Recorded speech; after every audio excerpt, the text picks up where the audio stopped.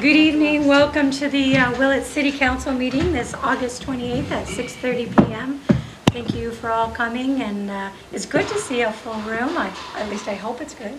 Now, public comment and feedback is always welcome here, and we appreciate you being here today. Madam Mayor, I'd yes. like to make a motion to amend the agenda. I see our fire chief is here, and in light of the season, I'm afraid that if we make him wait, he may disappear on us. So I'd like to see if we can put him to the front of before item 2. Do we have a second on the motion? I do. I will. Thank you. Any objections? Hearing none, we will amend the agenda to include one, we'll call it D, which will be a report from the fire chief. All right, well, let's begin with the Pledge of Allegiance. If you please stand and join me. I pledge allegiance to the flag of the United States of America and to the republic for which it stands, one nation, under God, indivisible, with liberty and justice for all.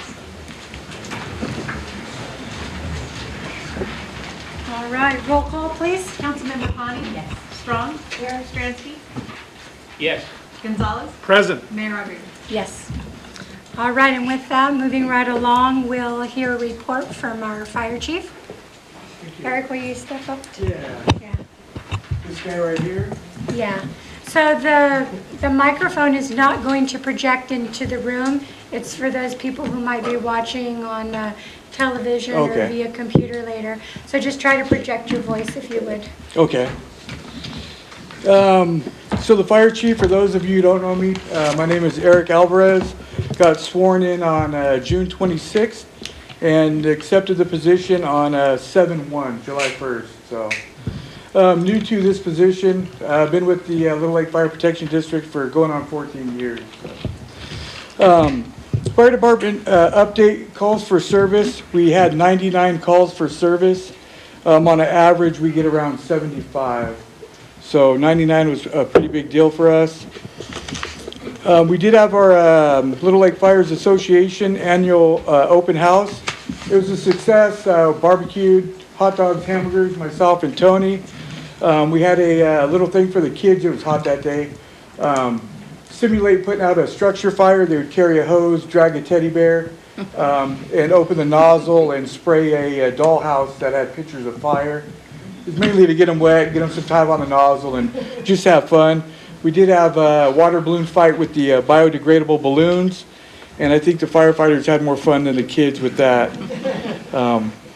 Around the firehouse, we're still working on some grants to fund smoke detectors and CO detectors for seniors and families with children. There was a program called First Five. I'm not sure if anybody's familiar with it.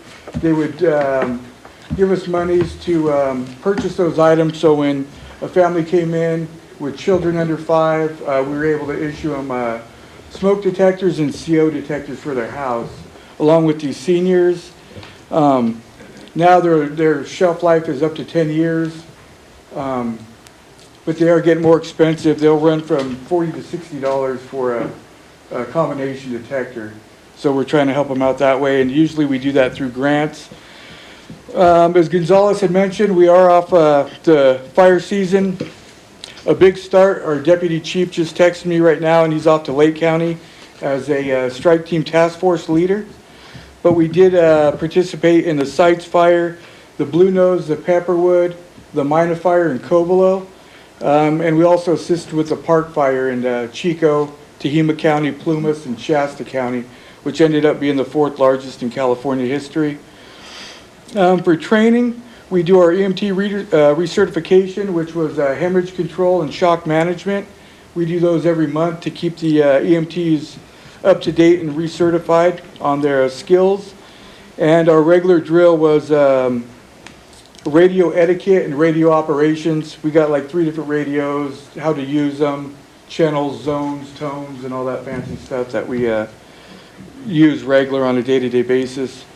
For our equipment, we do have our new engine 5469. It's in the far bay. The Northern Bay, if you haven't seen it through the glass, it's our newest rig. It's a Type 3 for wildland fires. And that's the engine that had went out for the park fire. We did have a new duty rig, brand new 2024 Ford F350, which unfortunately has some transmission issues now. I think he had 94 miles on it, and now we're turning it into Santa Rosa or Petaluma so they can service it, which is unfortunate. We're still looking for turnout replacements. We did the fundraiser to hope raise some money for turnouts, and we're looking for grants, a new set of turnouts, which are, if you saw the black coats we wear for structure fires, it's not the yellow Wildlander, between $8,000 and $10,000 a set. That's for the coat and the pants. That's not including the helmets, the boots, the shrouds, and the gloves. So, yeah. And I think that was about it. Real quick, with the turnouts, they, the state will mandate certain items, like they're only good for 10 years. So, but they don't have any funding to replace those. So it's up to the smaller departments to come up with $8,000 to $10,000 per structure gear to meet those standards. So, unfortunately, that's all I have. We got a call. But thank you guys. I appreciate it. Thank you. Thank you. Stay safe. Yeah. Congratulations. So for those out in the hallway, you're more than welcome. Our capacity is 50, and I was just kind of looking around the room. We still have about 7 more people that could come in the room before we're at capacity. So feel free to stand in the back, or Nikki's graciously bringing in some chairs. We'll try to speak loud enough so you can hear. All right. The next order of business this evening is public communication. The City Council welcomes input from the audience. If there is a matter of business on the agenda that you're interested in, you may address the council when this matter is considered. If you wish to speak on a matter that is not on the agenda, you may do so at this time. In order for everyone to be heard, please limit your comments to 3 minutes per person. The Brown Act regulations do not allow action to be taken on audience comments in which the subject is not listed on the agenda. Members of the public are asked to observe rules of decorum, while the City Council welcomes public criticism of policies, procedures, programs, or services of the agency. Behavior that disrupts, disturbs, impedes, or renders infeasible the orderly conduct of the meeting, and that includes but is not limited to things that we're all aware of. We would have to remove it. But I'm sure that's not the case this evening, just the standard thing that we read. So if there's something that you want to speak to council about that is not on the agenda, and I know that a few of you may be here for different items. Let's see, we have a presentation. We're talking about Babcock Park. We've got some benchmarks that we're discussing with the Chamber of Commerce, and we're talking about budget and land use. So if you're here for any of those items, you'll have an opportunity to speak. If you want to address us on something that I didn't mention, now would be your time. You'll step up to the podium there, state your name if you don't mind, and then just talk loud enough for the rest of us to hear. Is there anybody who would like to address us? No. Okay. Seeing no public comment, I'm going to move on to the presentation of a proclamation recognizing Laurie Burghardt and her commitment to the community and kindness. So with that, Councilmember Connie, will you come over here? I'm going to stand down there. Hopefully you can all hear me. And if I could get Lisa from the Chamber of Commerce to come up as well. And Laurie, come on up and stand right here so we can all see you.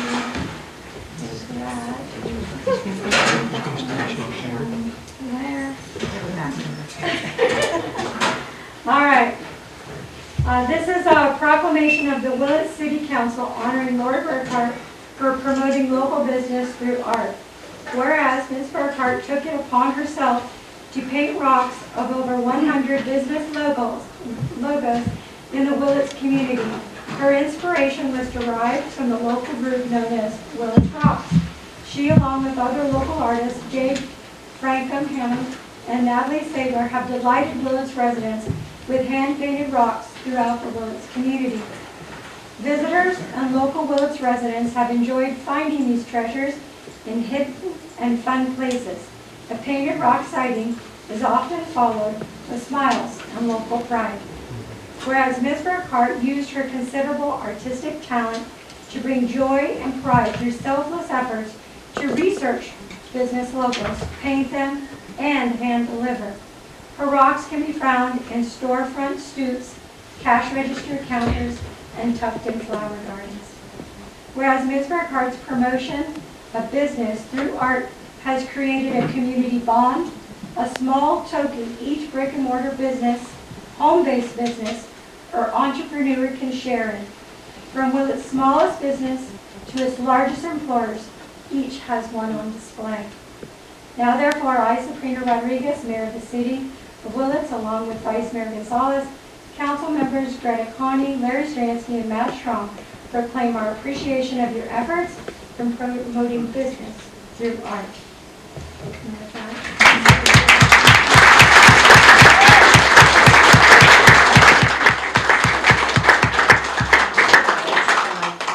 I love ours. Thank you. Thanks for all you have done too. Thank you. A true community champion. yes.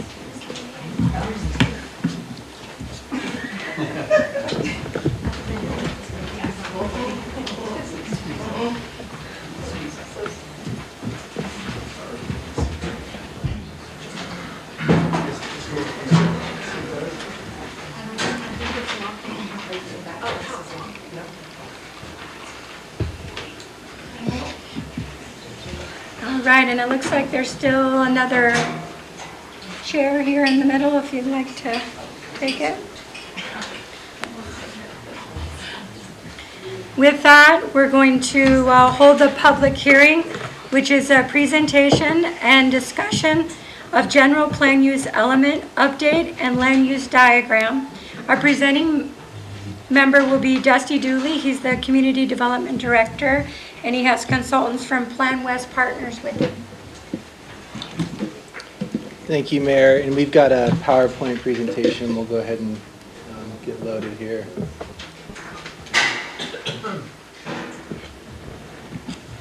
Oh, Dolores, can you help me out? And there are screens throughout the room for your best view. This is, we don't need. Click underneath here. No. Jim, does that one turn just a little bit more outward? Oh, that's about it. Okay. No worries. All right, thank you, Mayor. Good evening, council members. Dusty Dooley, your Community Development Director. So yes, this is a discussion item and we're providing an update on the public draft of the general plan land use element update. You have the agenda summary, the staff report, the public draft land use element itself, and then also have been provided with a copy of all the public comments received to date. The objective of this public hearing is to provide an opportunity for the City Council and members of the public to consider and provide comments on the draft general plan land use element, policies, and proposed sphere of influence. So we also have a discussion of the land use element scheduled for the September 11th meeting, where we'll be focusing on the land use diagram, which the zoning map will be based off of, as well as the EIR that's currently circulated. The purpose or focus of tonight's discussion is on the policy language as well as the proposed sphere of influence. The plan that staff has, Mayor, is to go ahead and start with a presentation on the policy language. And then at the Mayor's discretion, we can pause, take public comments there. Otherwise, we're happy to go right into the presentation on the various proposed sphere of influence areas.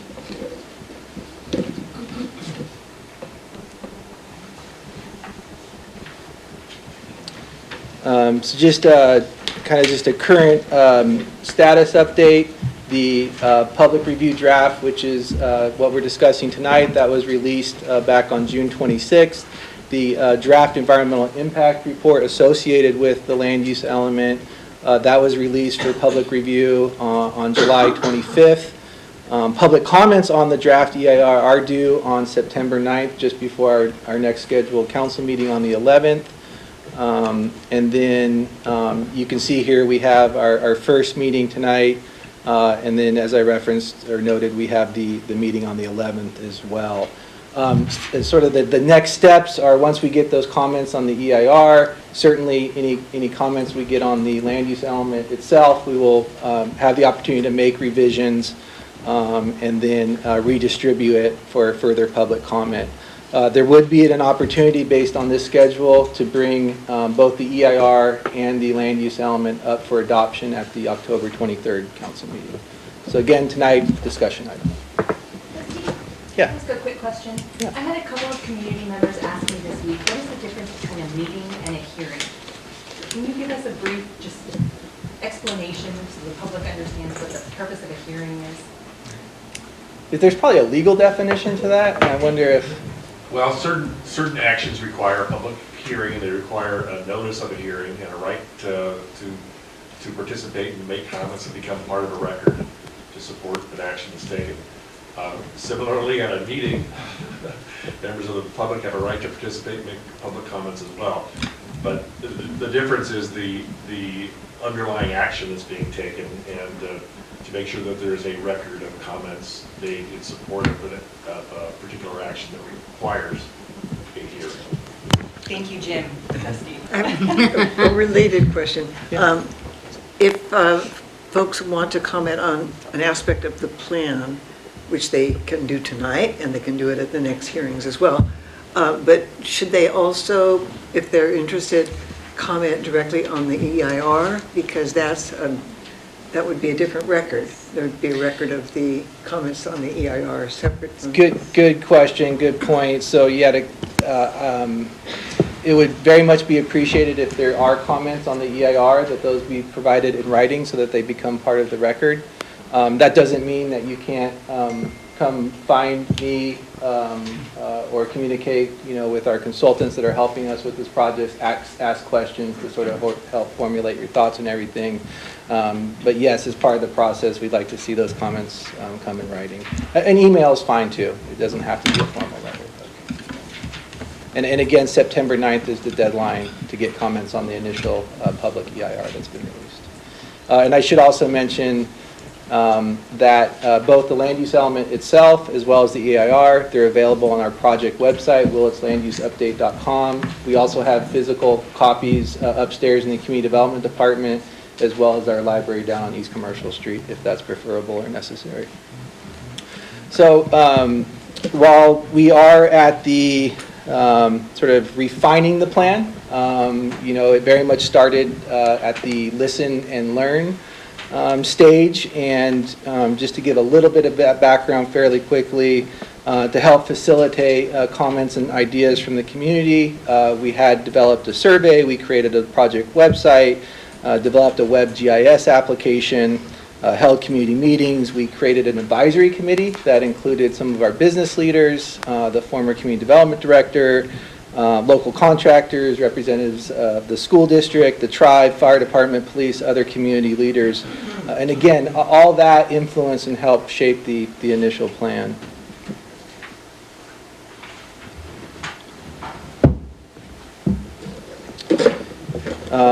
So here you just see some of the dates of the past meetings that we had. The plan really started to take shape when we had those city council meetings back in 2003 or 2023, where we discussed various objectives or policy focus areas, and these focus areas are really what help drive the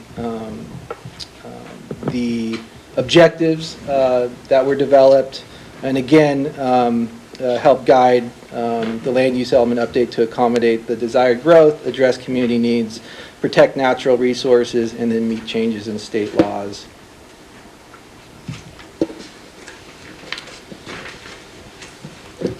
The primary purpose of the land use element is to identify the goals, policies, and standards of the general plan that guide the physical growth of the city, including the public facilities necessary to support such growth.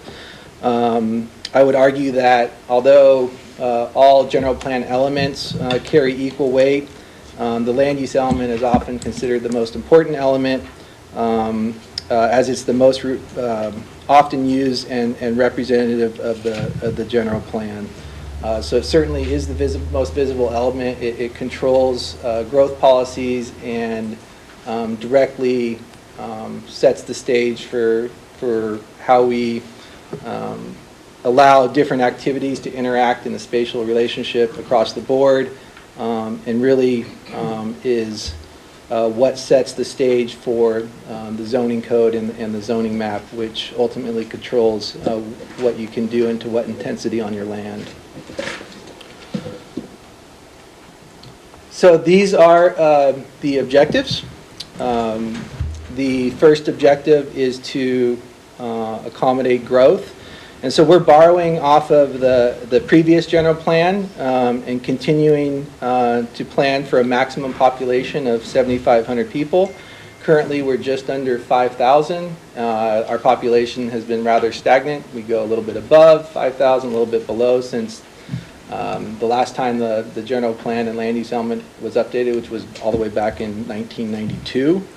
I think it would, a lot of people would say, well, if our population has been stagnant, why are we continuing to plan for a population of up to 7,500 people? And, I think the thought is that the lack of growth in Willits is not because we're not an ideal and attractive place to live, and very much has to do with the fact that we have been unable to realize significant new housing in our community, even over the last 32 years. The second objective, encourage infill development. The land use element prioritizes infill development. The third objective, expand the city sphere of influence, and we're going to get into that in much more detail in sort of the second part of the presentation. But the reality is we're probably not likely to meet our housing goals without expanding our sphere of influence and supporting residential development in appropriate areas. Obviously, you got to provide adequate facilities and services to support the development. We're looking to provide expanded parks. Let's see here. Talk just a little bit louder if you don't mind. Yeah, thank you, Mayor, will do. So obviously we recognize the core of our economy is based on a successful downtown and the businesses on South Main Street as well as elsewhere within the city. We're looking at the objective of providing a logical land use map. Again, that's going to be the focus of the discussion on the 11th. Certainly looking to streamline the permitting process and then identify more allowed uses within the various zonings within the city, and then protect natural resources. So those are our objectives. And towards these objectives, we have developed goals and policies that not just influenced by these objectives, but also our current general plan, other adopted planning documents, our council goals, and then feedback ideas directly from the community. So again, this land use element update is the framework philosophy that guides future growth, development, and use of land. But where the rubber hits the road, or the main vehicle that we use to drive home these policies is the zoning map and then the zoning code. So this is very much a policy document, but where we really get into the details, the document that our department and others are often using is the zoning code itself. So a lot of the direction that we receive here will get carried out through the zoning code.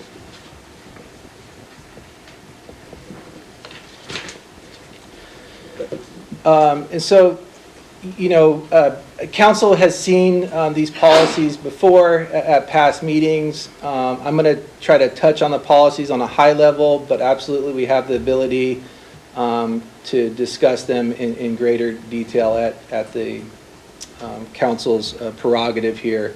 But by state law, we need to establish a planning area. That's shown on this map, outlined in the orangish yellow color.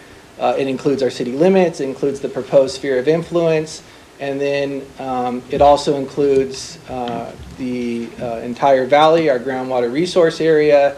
It includes the watershed property that feeds into our surface reservoirs, and then it also includes the land going up to the airport there. Dusty, could you give a brief explanation for everybody on what the sphere of influence is? Yeah, so the sphere of influence is defined as it's an area outside the city limits that reflects the probable physical boundaries and service areas of a local agency. And it has to be approved by LAFCO. So, and again, we're going to get into this a little bit later tonight, but it's, we are looking to put together a recommended proposal and then submit that application to LAFCO. So we ourselves at the city cannot approve our sphere of influence. What we can do is approve an application to LAFCO. But ultimately, LAFCO has to approve, whatever we decide is appropriate to recommend to include in our sphere of influence. And, the importance of the sphere of influence, there's a couple things. If the city wants to annex land, it has to be included in the sphere of influence. Also, and again, the city, our water utility used to be a private utility. And when we purchased it, we inherited a number of out-of-city connections. Today, state law LAFCO doesn't allow us to extend services outside the city limits unless they're annexed. In some cases, we're able to do it if they're in our sphere of influence. So there can be some advantage to be included in our sphere of influence when it comes to being able to extend utilities for some reasons. So just because you're in the sphere of influence doesn't necessarily mean we're annexing you. It just means that it's a vehicle for which we could probably provide an out-of-area service agreement to provide certain services. Yes, there certainly can be some advantages and reasons why we might include someone in the sphere of influence beyond annexation, but it's also true that by being in the sphere of influence, it brings you one step closer towards that. So, certainly want to stay real on that end. And I think we'll have some kind of more reasoning behind some of why we've chosen some of the areas that we're currently looking at here. So establishing two planning boundaries, the planning area, which is all land that bears a physical relationship to the city. Again, city limits, sphere of influence area, our watershed and groundwater recharge areas. And then within that, we have a proposed sphere of influence, and then you can see the city limits in relation to that as well. Let's see. So then the land use policy 1.3, that's really calling for us to work with the county to pre-zone that land within the sphere of influence should it ever be annexed into the city in the future. And then we also call out another planning tool. It's called an area of interest. An area of interest is area outside the sphere of influence that is land that is special interest due to its prospective impact on city health, safety, and welfare.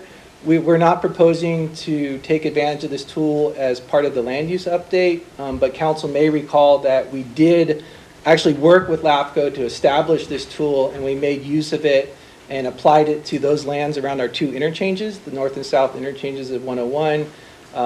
The community and therefore council was concerned about potential development that may occur at those interchanges after the bypass happened. And although because of LAFCO policies, county zonings, it didn't, and proximity, especially the southern interchange to our existing city limits, we weren't able to establish a sphere of influence, or it wasn't really plausible. We were able to establish these areas of interest around those interchange properties. And essentially what that means is it identifies it to LAFCO and the county of like, we're very much interested in what happens on these properties, and you need to work with us if should anything happen. Certainly notify us of any discussions that may occur. Most of that land is owned by Caltrans, or those lands that are under private ownership are not of the zoning that would support commercial development. So there may not be too much pressure to develop those sites. But I just kind of use that as an example to share how an area of interest is a little bit different than a sphere of influence. And then also we need to recognize that we have disadvantaged unincorporated community, ducks around us, and that's the hatch shading area that you see on the map there. A disadvantaged unincorporated community means a fringe island or legacy community in which the median household income is 80% or less than the statewide median household income. How that relates to the discussion tonight is if we're looking to draw a sphere of influence, or certainly when we go to annex, LAFCO is going to look for us to draw in those surrounding DUCs so that they're eligible to receive services from us as well. So if you've got a proposal that's near one of those areas, it's likely that LAFCO is going to ask for that area to be annexed as well as part of any application. So then we, getting on to the second goal here, promote growth within infill and redevelopment sites near neighborhood commercial areas. So again, we're following the lead from the previous general plan and continuing to plan for a population of 7,500 residents. Kind of a little bit of a duh, but we recognize that infill development represents the best opportunity to support affordable housing, employment development, and to reduce greenhouse gases. And again, right, typically we have the infrastructure in place to support permitted development within the city limits. So ideally, that's where we're going to look to support our housing needs. When considering land use changes, we have a policy that notes that we're going to give priority to projects that provide for the community housing needs, opportunities for employment growth, and address unmet needs for parks and recreation facilities. And then you also have a policy related to annexation. John did a much better job of defining that. For me, when it comes to annexation, it's be careful, take small bites, be purposeful, and just recognize there's a lot to consider there. I think I have a little bit more to kind of personally say on that in a little bit, but you know, it's not something to be taken lightly. So the third goal here, achieve a community design that promotes neighborhood vitality, health, energy efficiency, and conservation. So we have direction to develop a complete streets policy. We recognize the benefit of constructing and maintaining a well-designed and attractive and welcoming landscape in our gateway areas like the Highway 20 Park, the south and north entrances to the city. Direction to implement a mixed-use zoning that supports a range of commercial, office, and residential uses. Improve north-south connectivity. Some examples of that would be the rail trail that we currently have underway.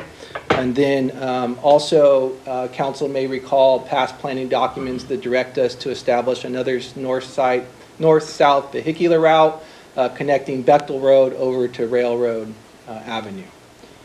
So we haven't lost sight of that and still see that. Even with the bypass, there would still be a benefit both for traffic congestion as well as just another emergency access outlet running north and south through the city. So that policy gets at that notion. We also note the idea of using specific plans as a tool to support desired development in the city. Specific plans can, typically are tied to sometimes just one property or some sort of cluster of properties within a certain area.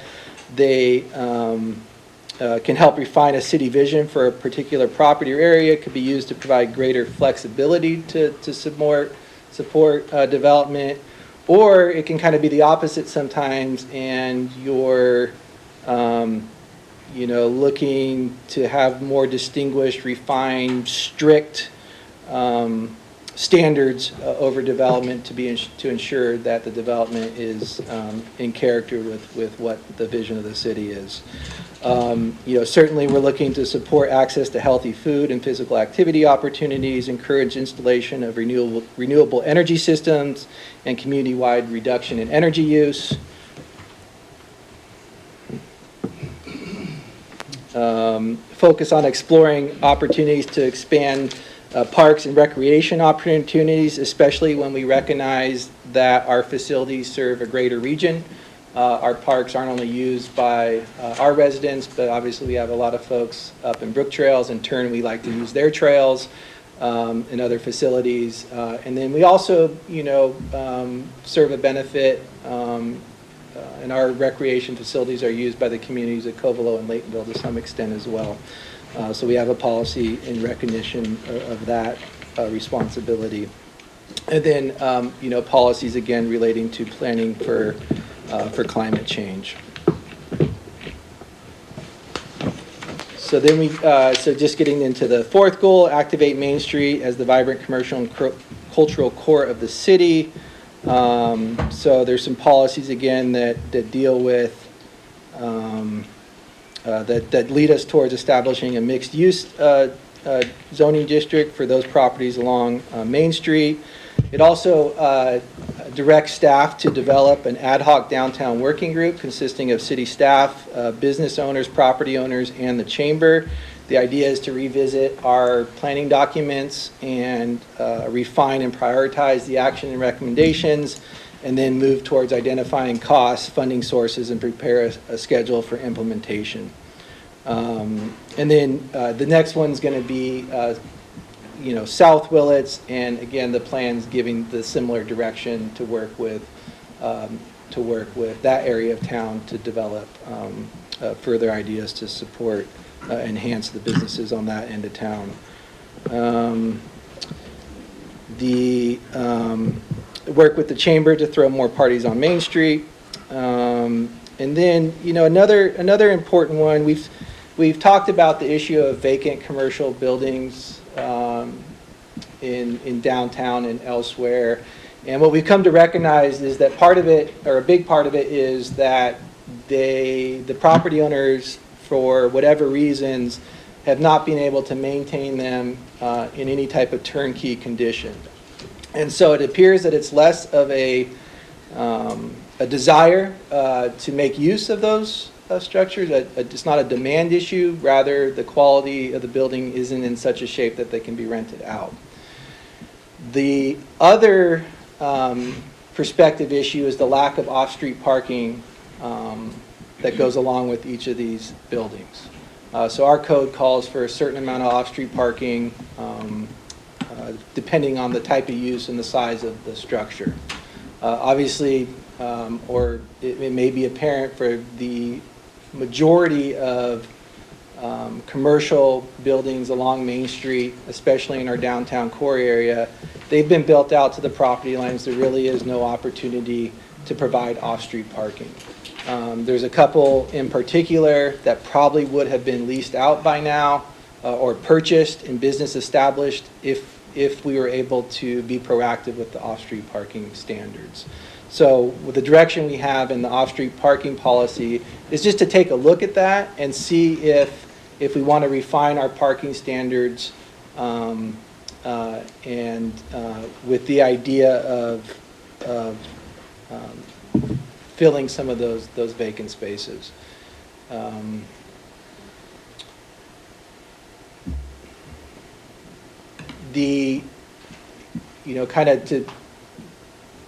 What seems to be playing out now, especially for a couple structures that had been or are up for sale, is we'll tell them, hey, yeah, you can't meet the parking standards, you need to get a variance. Typically, to meet all the noticing requirements, it's a little bit of time to put together a staff report, refer the project out to applicable agencies. We might need 3 months in order to get the matter in front of City Council.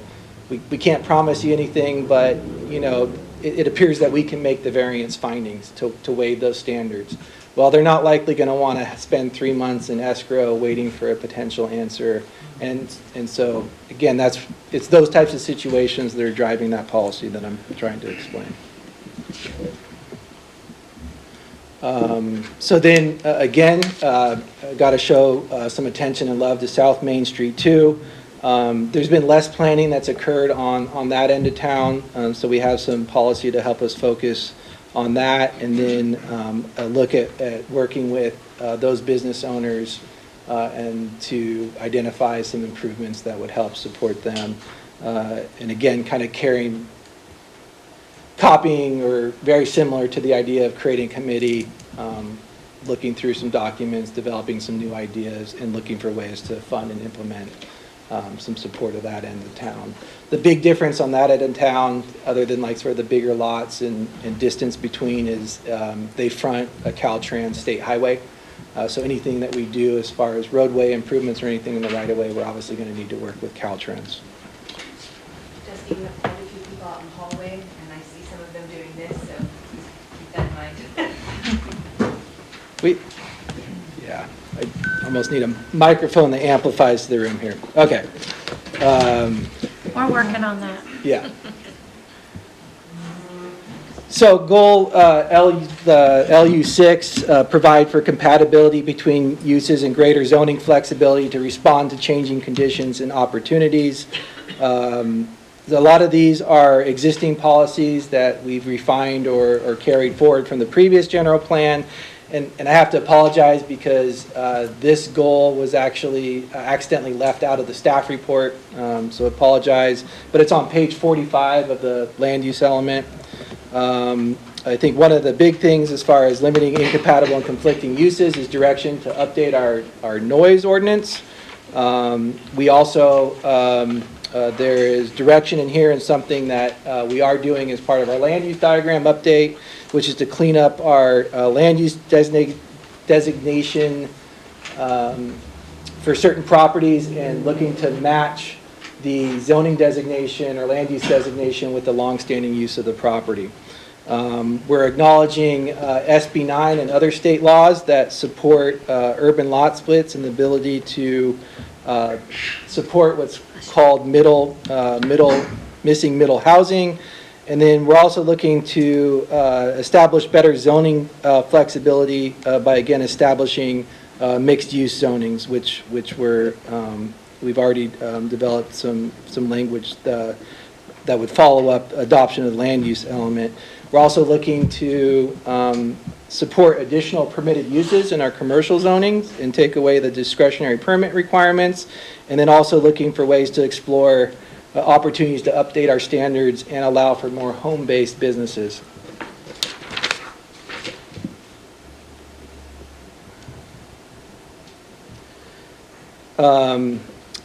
This goal recognizes the importance of establishing partnerships and considering the needs of all communities in the city. So certainly that includes the Sherwood Valley Rancheria, our brothers and sisters with the Brook Trails Township Community Service District, and then the importance of tribal consultation and neighborhood involvement in decision-making. Goal 8, ensure that land use decisions protect and sustain important natural resources and limit exposures to hazards. So towards that, we're looking to establish buffers between development and riparian areas or our creeks, establishing a policy that no net loss of wetlands resulting from development. We would implement the buffer area through a riparian land use overlay district. Some of this is really just acknowledging state law, like such protecting oak trees and woodlands and preserving our agricultural lands. And then goal 9,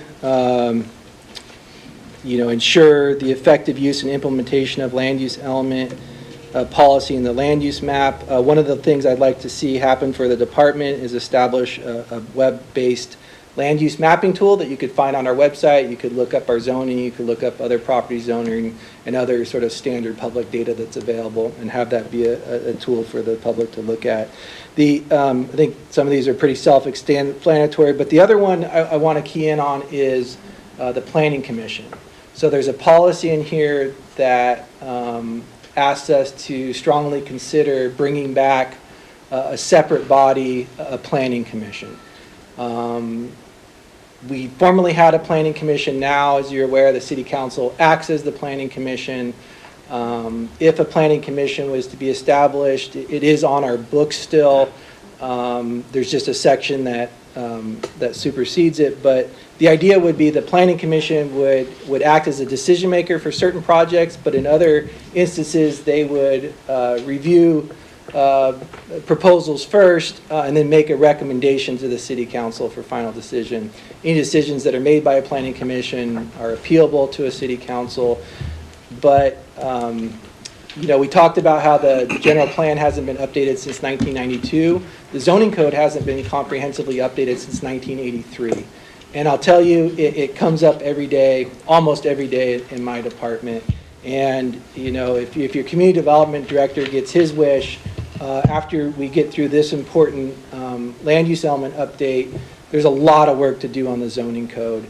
And, you know, and I bring that up because as the council, you may be interested in appointing a planning commission, especially given that we hopefully are going to be bringing forward a number of zoning code updates that group could tackle and work through, and then ultimately, you know, probably bring forward recommendations to the city council for a final decision. So wanted to emphasize that we may be getting to a point where a planning commission could be useful and used often.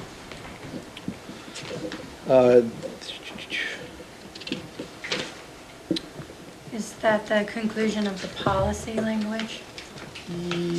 Yeah, I think the last goal was just where it defines the various land use designations, of which we're carrying forward the previous ones, except we're going to be adding 2 mixed-use zoning districts. Okay. So, and that concludes the initial presentation on the policy part of the document. Thank you. That was very informative. Hopefully you all found it informative too. So at this point, we'll have some council discussion, and then I'm going to break this into 2 parts for public comment. So the public comment portion will be on the policy language, whereas the second portion, which will be the sphere of influence, will be about the 7 distinct areas that have been identified in the plan. And just to kind of throw this out there and let you know, those were Muir Mill Road, East Valley Street, Locust Street area, West 20, Mill Creek area, Cropley Lane, and East Grove Street. So that you'll be able to address those specifically in the second public comment that we're going to have. If you'd like to ask council any clarifying questions, or Dusty Dooley, any clarifying questions or comments, after council has a moment, this will be your opportunity. Councilmember Strong? Yeah, I wanted to ask you a little clarification on the policy about parking in the downtown, especially the core area where buildings don't have space to provide that. And you pointed out that even if we write in that we're flexible about it and there might be a variance, that's going to delay any approval for a prospective buyer for a period that, you know, that's very awkward for them. Right. They might not. So are we going to be asked at some point to codify a way to, so that they know what's predictable that they want, that they would be able to solve that problem? Yes, so that's correct. I mean, what staff is planning and what this policy would be directing us to do is bring that level of discussion to the council. And again, we don't have a formal recommendation for you, but we recognize that it's an issue, and there may be a benefit in taking a proactive approach to it. And so it could be reducing off-street parking standards in certain cases, or, provided certain findings could be made, we actually waive the off-street parking standards. Because again, we've allowed development to occur specifically in our downtown area in a certain fashion, and often there's no opportunity for them to provide off-street parking. So it's not a situation where they're saying they can't afford it or they want to reserve the room to develop out further, but it's just not there.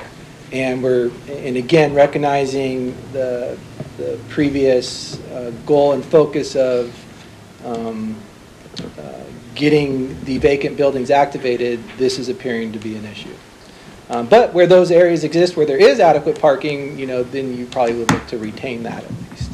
And maybe, looking to establish additional city parking facilities or something like that becomes part of the discussion as well. And it's not unheard of. It's a little bit different. It's a little bit different to waive parking standards, but yeah, we'd like to bring that discussion forward for council's consideration. Vice Mayor Gonzalez? So related to that, so let's say, for example, we waive and make it more of a ministerial thing for parking, but with that, would we eventually have to do some sort of parking study? So hypothetically, I allow X business to, we waive the parking requirement, but because maybe they're not a good player, they impact other businesses. So it seems like eventually we would probably have to have some sort of parking circulation study done, so that if it needed time limit parking or something like that during certain hours to control behavior. Do you see that also as part of this? Yeah, I mean, I think that the type of information you get out of that would be relevant and informative to the discussion, and then yeah, you do see some cities put up meters to kind of referee Or those types of time limit, situations. you know, Yeah, or so- time limit, yeah. That's why we need a planning commission and more community meetings to have those discussions before they get fully to council. Right. Are there any other council questions or comments? No, I know that the public's been waiting, and I'll give you that opportunity. Maybe just raise your hand and I can quickly see who might want to speak. Okay, so we'll start over here in the back, and then Stephanie, and then the ladies over here. And you'll step up to the podium in order to speak. I'm sorry, everyone has to step up into the podium. There's a camera in the back, and we want to make sure that people who aren't here can hear and see you. We're your neighbors, so it's okay. Just Okay. speak what you've got to say. So I just had a point of clarification, and it was water use and the city providing water. And I think you said that right now they're able to provide water to some residences that are not in the city or under the sphere of influence of the city. But you said that something is going to change regarding that, where the city is not going to be able to do that anymore? Or did I misunderstand that?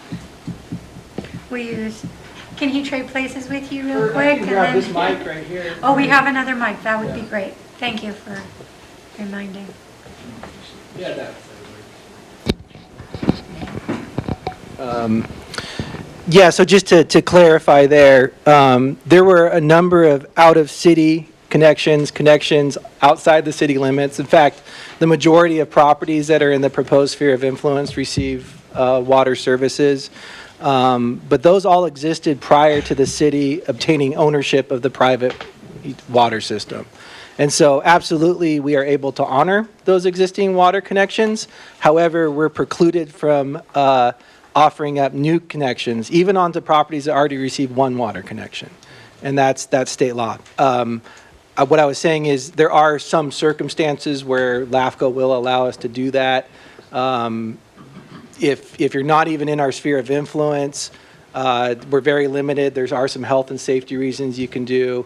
If you are in the sphere of influence, there's a couple other opportunities that get presented, but it's essentially about limited to the same reasons. It's really, LAFCO is going to expect if you get water services, any new water connections, or a sewer connection, or both, they're really looking for a city to annex you into the city limits at that point. So, again, just so I can kind of understand, the ones that are existing are kind of like grandfathered in? Okay.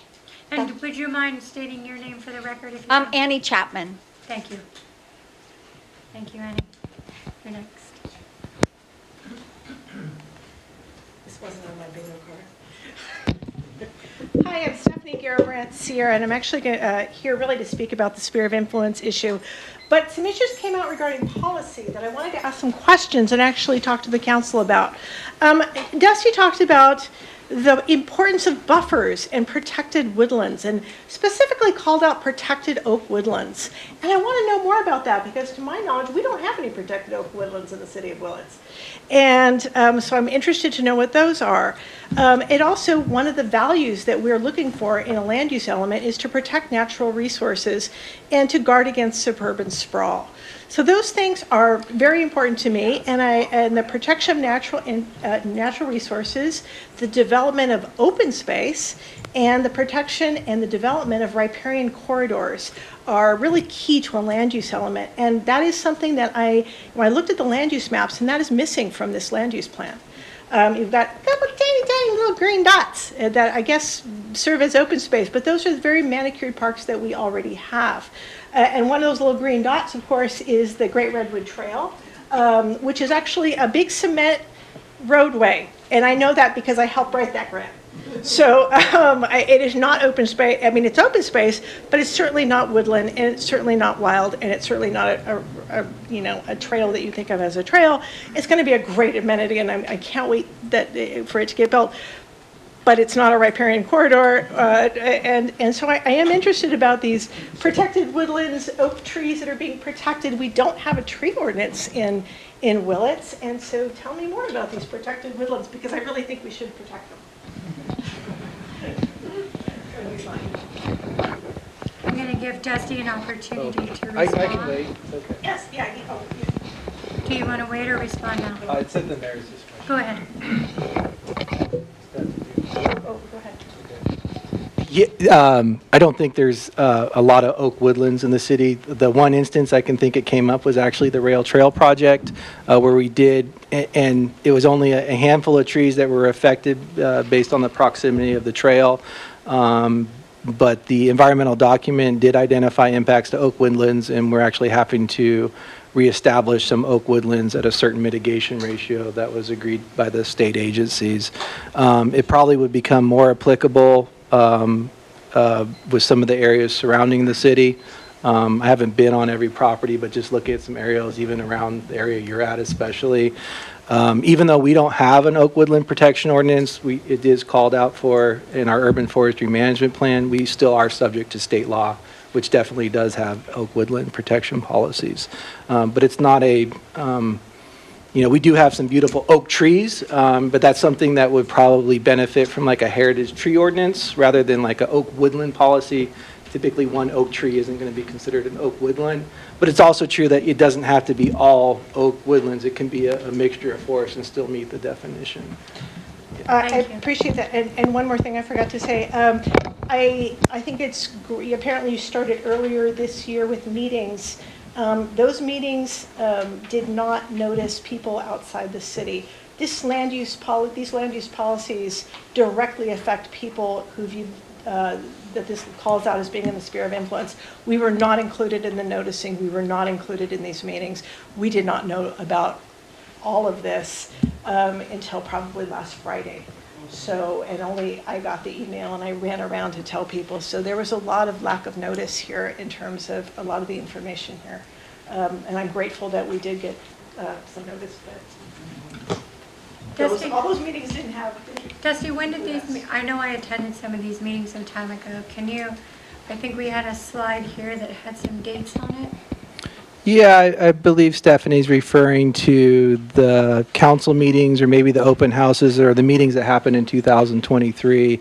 Yeah, so there were, she's absolutely correct. There wasn't direct mailing to properties within or outside the city. The way we advertised it was, again, in promoting the website, having people sign up for it. It was Facebook, it was the newspaper. That was primarily how we draw attention to those meetings, yeah. Okay, well, I think a valid point is raised that before we have the second hearing, that anybody who's in the proposed sphere of influence should receive a written notice. Absolutely, and then also just to promote our website, and if people are interested in adding their email to that, we have a pretty strong list there too, and I'm glad that Stephanie was at least on that one. Thank you.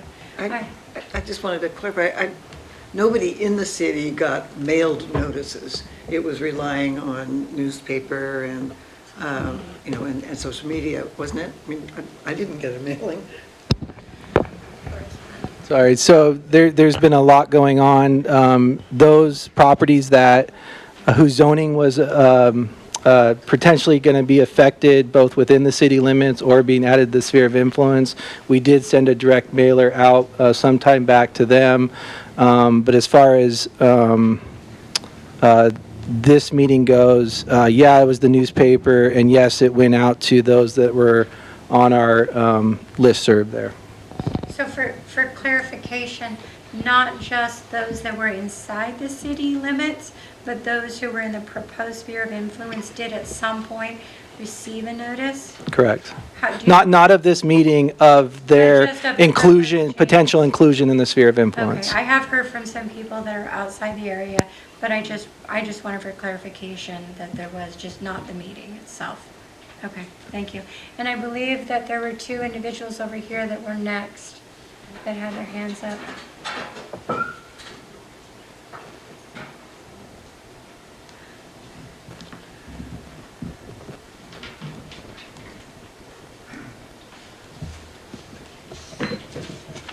Is there a time limit? 3 minutes. Um, So it won't project your voice, but it will record it for those at home. okay. My name is Anna Hope Farport, and I'm speaking to you in my role as the Environmental Director for the Sherwood Valley Band of Pomo Indians. And I'm here with the permission of our tribal chairwoman to speak on this matter. As far as the sections of the plan that the policies that relate to the tribe, section LU 7.1 speaks of the Sherwood Valley Band of Pomo Indians as a valuable partner, says that the city aims to regularly coordinate with representatives of the tribe and is seeking partnerships where appropriate to achieve mutually beneficial outcomes. And all of this sounds great. The thing I would want to highlight is that representatives is plural. And I'm highlighting that because there's actually currently an issue where our former tribal administrator is listed as part of the advisory council that was consulted during the creation of this plan, but he is no longer the tribal administrator, Josh Gervier. We're in transition and just had an interim tribal administrator and now have just hired this week a new tribal administrator. But I also wanted to point out the structure of the tribal government, just in case people don't know. There's 7 tribal council members who are elected by the tribal membership, but that has, a good degree of turnover with elections every 2 years, where half the council is new members. So updating the contacts is something that's going to be really important and should maybe be included in the language, that tribal contacts will be regularly updated. And then, so it's similar to the city where the tribal council is elected by the membership and then the tribal administrator acts like as the city manager, basically. Under the tribal administrator is various departments in the tribal government, and the 2 that are relevant to this plan are the environmental program, which I'm the director of, which deals with environmental and land use issues for the tribe, and then the historic preservation program, which relates to section LU 7.2, which speaks of tribal consultation for the identification, protection, and mitigation of adverse impacts to significant cultural resources. And here I just wanted to point out that this includes not just artifacts buried in the ground, but also living culturally significant native plants. And in future, the tribe would like to work on an MOU for tribal members to be able to have gathering rights on city property for culturally significant native plants, such as willow for basketry and traditional edible and medicinal plants. Your time is up, but I'll give you about another 10 seconds. I just want to... Okay, then just the section LU 7.4 that talks about environmental justice, where it says regardless, I would change that word because it just doesn't make sense to disregard the age, culture, ethnicity, gender, race, or socioeconomic status or geographic location when you're trying to consider the potential health impacts of those populations. So I would use a different word there, with consideration towards, or because we don't want to disregard them. Okay. Thank you. And could I ask that when there is a tribal change, if we could get a notification at City Hall, it could be as an email to the city manager or the clerk, or pop a letter in the mail, because we have no way of knowing when officers are changing. It would be helpful, and then that way we know who to reach out to too. Yeah, I think we work it from both sides. Like, Yeah. Yeah, just to keep it updated. Yeah, no, I think that's a good request. Thank you. All right, there was another individual over here, and then I'll come back over here.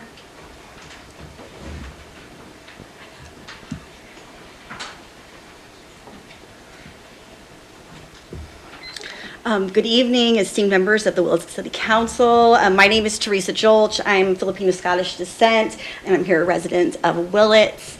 I love to sing and dance. Maybe we've sung together on a street corner or smiled at a plant together. I support mutual aid efforts and a deep care for community stewardship. It includes the people, the land, the waters, which is all part of the same thing. I serve on the board of the Willits Center of the Arts, and I volunteer once a month at Grange serving pancakes. I'm also employed as the environmental planner of the Sherwood Valley Band of Pomo. As we consider the expansion of our city's sphere of influence, it's vital to align this growth with the broader goals outlined, as we hear in the land use environmental draft.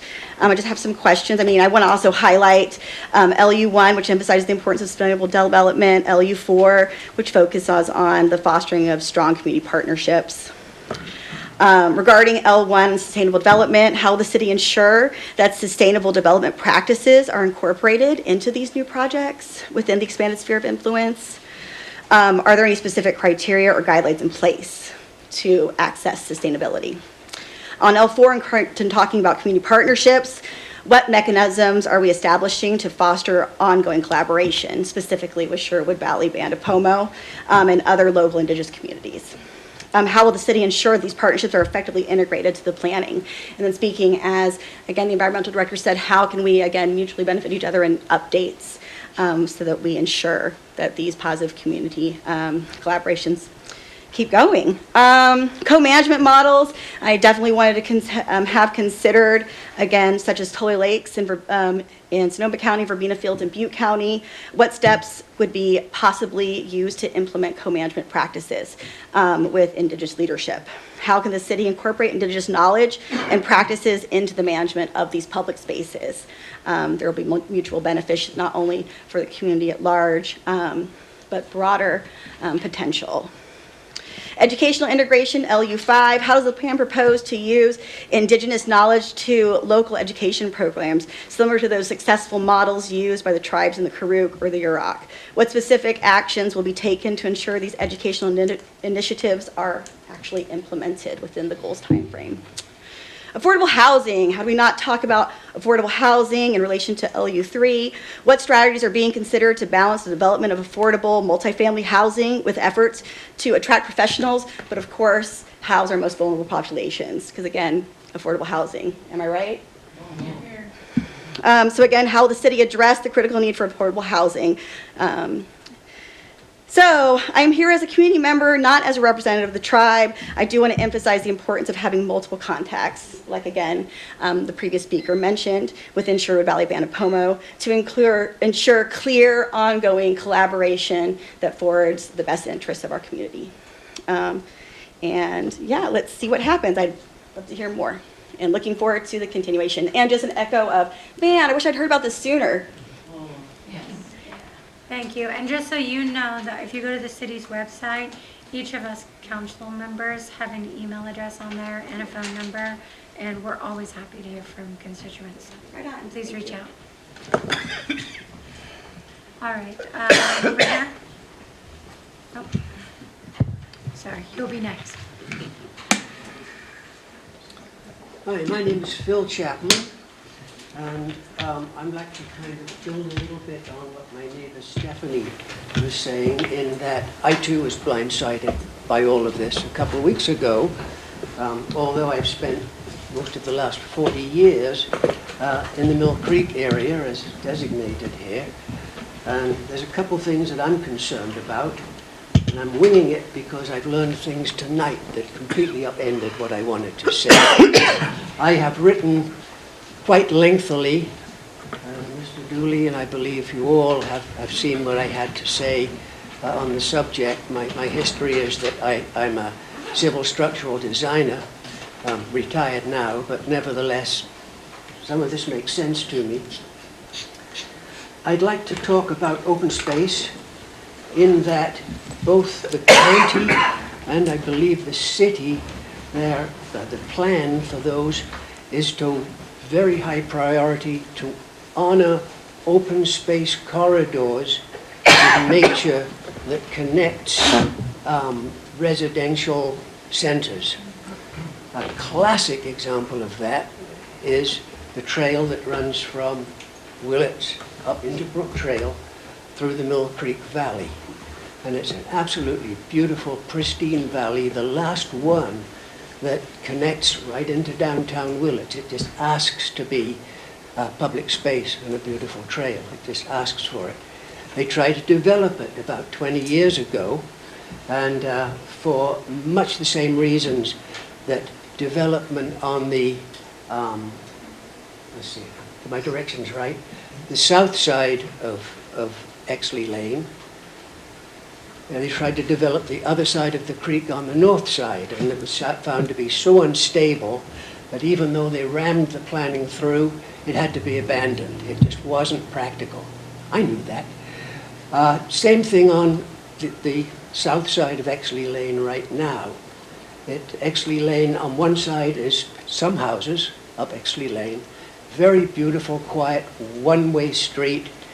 What you have there is a free park because joggers, walkers, dog walking groups, family bicycle rides all go there because it's quiet, it's beautiful, and there's very low traffic because it's a dead-end street and just a few people live on it. So we already have a free park that is Exley Lane. Now, on the other side of the lane, steep hill go up with lots of heavy forestation, some beautiful oak trees, a lot of that, and it is totally unbuildable for the same reason that the other side of the creek was. It's geologically unsound, so it won't be built on, I don't think. But I have heard that there is a plan to put quite dense housing right in there along Exley Lane, and that would be a catastrophe. It would be awful planning-wise.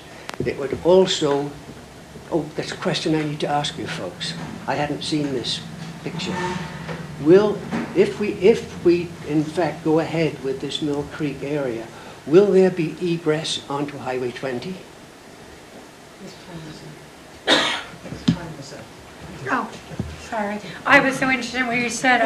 I didn't hear the timer. Just let me quickly add that if we put potentially hundreds of houses in the Mill Creek area that we're talking about, that's dozens to hundreds of cars. And if they all come out of Exley Lane, a little quiet one-way street, I hear you.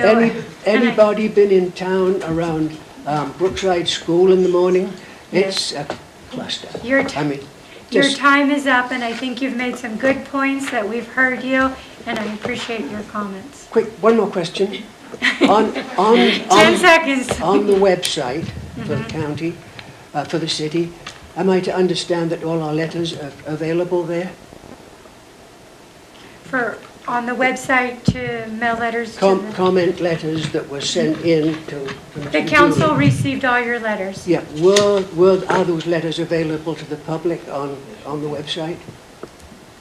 Generally, they're not. Rats, because it But can save me a lot of time. Should you want to write a letter of expression, you can send one to the Willits Weekly.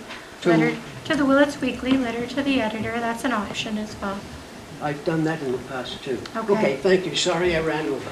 Thank you for your comments. Yes.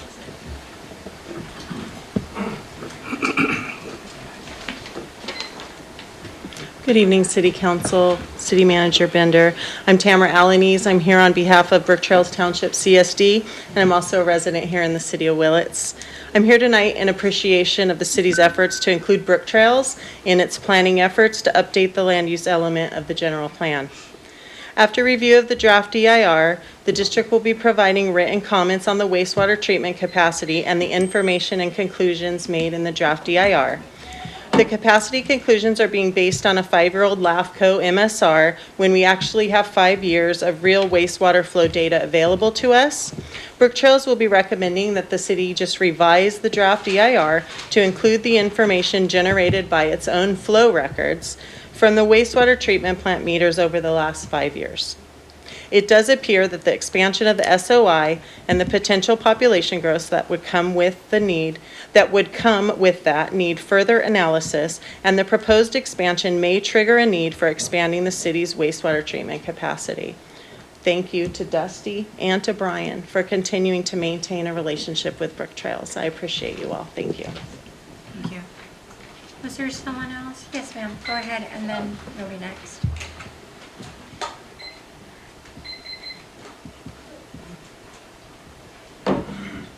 If you'll say your name, if you don't mind, at the beginning.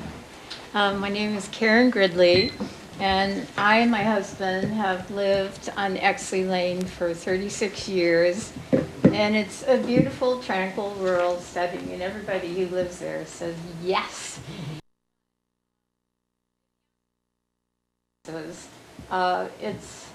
It has city water. But when 10 years ago our water service failed, the city said, well, we can't help you. And so we talked to the county and they said, well, I'm sorry, we can't help you. And so we had to collectively pool our monies together to repair our water lines. And it cost several thousands of dollars, which Jennifer Bender could speak to. But you know, despite the fact there's nothing but potholes on this street, we love it. And you know why we love it is because it's in nature. And there is a vast tract of forest, because I know you can't visualize it, but to the west, to south of Exley Lane, there is a huge forest that extends all the way over to KOA Campground, and it extends from like Larry Stransky's house all the way to the end of Exley Lane, and then there's only a brief hiatus before Brook Trails gets started. And in those forests, there are all kinds of creatures and birds and wonderful bears that tear down your fruit tree branches and tip over your garbage cans. So basically, if that area were to be developed, it's a little like recreating Brook Trails.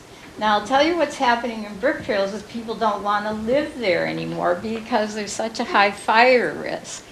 So unless we were to mow down that whole forest, you would have a high-risk fire area. And 2 years ago, our home insurance doubled. And it's because the fire insurance companies look at their topographical maps and they say, this is a high-risk area. And we want you to pay twice as much, for your insurance, which we had trouble meeting those costs. And so we had to get a much higher deductible, which is what the thing that's a lot of people are going either naked, they say, with no fire insurance. Also, I have a friend who lives out in the hills, and I think she thought she was going to sell her house for a lot of money, but because it's in a forest, she is not getting the buyers that she thought she would. So to consider this an appropriate area around the city to extend housing, I think is a mistake. Not only for the beauty, well, that's it. I mean, we want to ensure the protection of natural resources. We want energy conservation and reduction. We want to cope with climate change, and we want to reduce greenhouse gases. But we're not going to do that by mowing down half of a forest. Okay? Thank you. All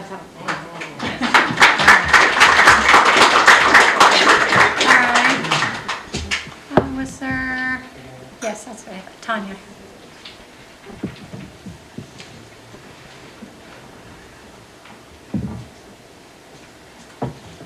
Good evening. My name is Tanya Musgrave. Thank you for the opportunity to speak. to the esteemed council members. Can you speak up? Yes, I'm sorry. I would just like to say for the record that my husband and I own the rural property on the left side of Exley Lane, also known as the south side, and I would like to dispel the myth that there is a plan to put in high-density housing there. That is all I'd like to say. Thanks.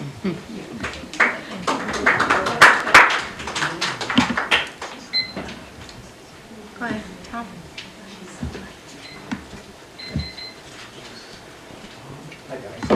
Hi. Tom Mann. I've been looking at this project here, and there's a lot of good work here, and it's heading in a good direction as I can see. I'd like to just make a brief comment about our downtown. Thank you, I will. I'd like to make a brief comment about what's going on with our downtown corridor, which I consider to be a historical and heritage area for all of us.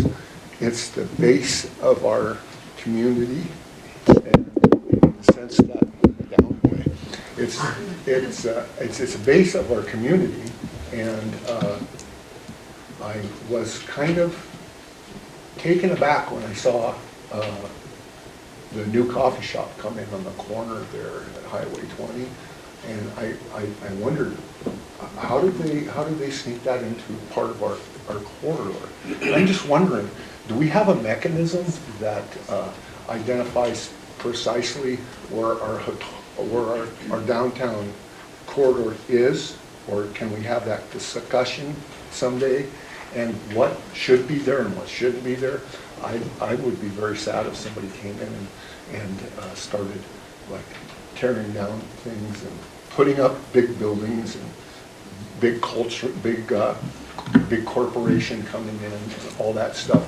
There is a place for that in our little town.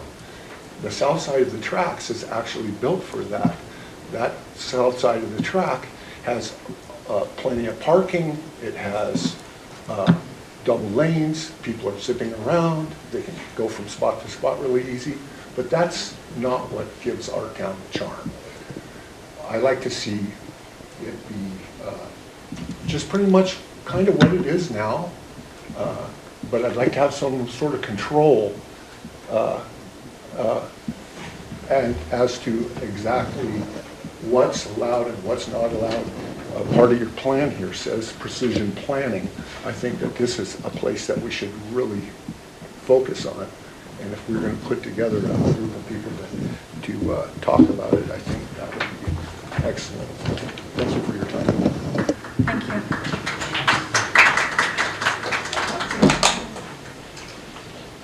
Go ahead. Howdy, my name is Sydney Bowers. I live down the street. I have 4 very quick, immediate questions. I did not preemptively read this master plan, so sorry. But off the top, are there any incentives that we as a community can offer to the local business owners that are separate from the proposed parking issue? Because I don't think that that's the biggest issue. I think that working with proactively the business owners who don't want to maintain the inside of their infrastructure is a much more, that should be our target goal, not improving off-street parking. That's number 1. Number 2, the planning commission that is proposed to be a part of this, will that be an elected position, or is that going to be based on qualifications that are applied for? B. C, the riparian corridors that are mentioned in the environmental review and how we're not going to take away or damage to any of the existing, that's impossible. What are your mitigation plans for that?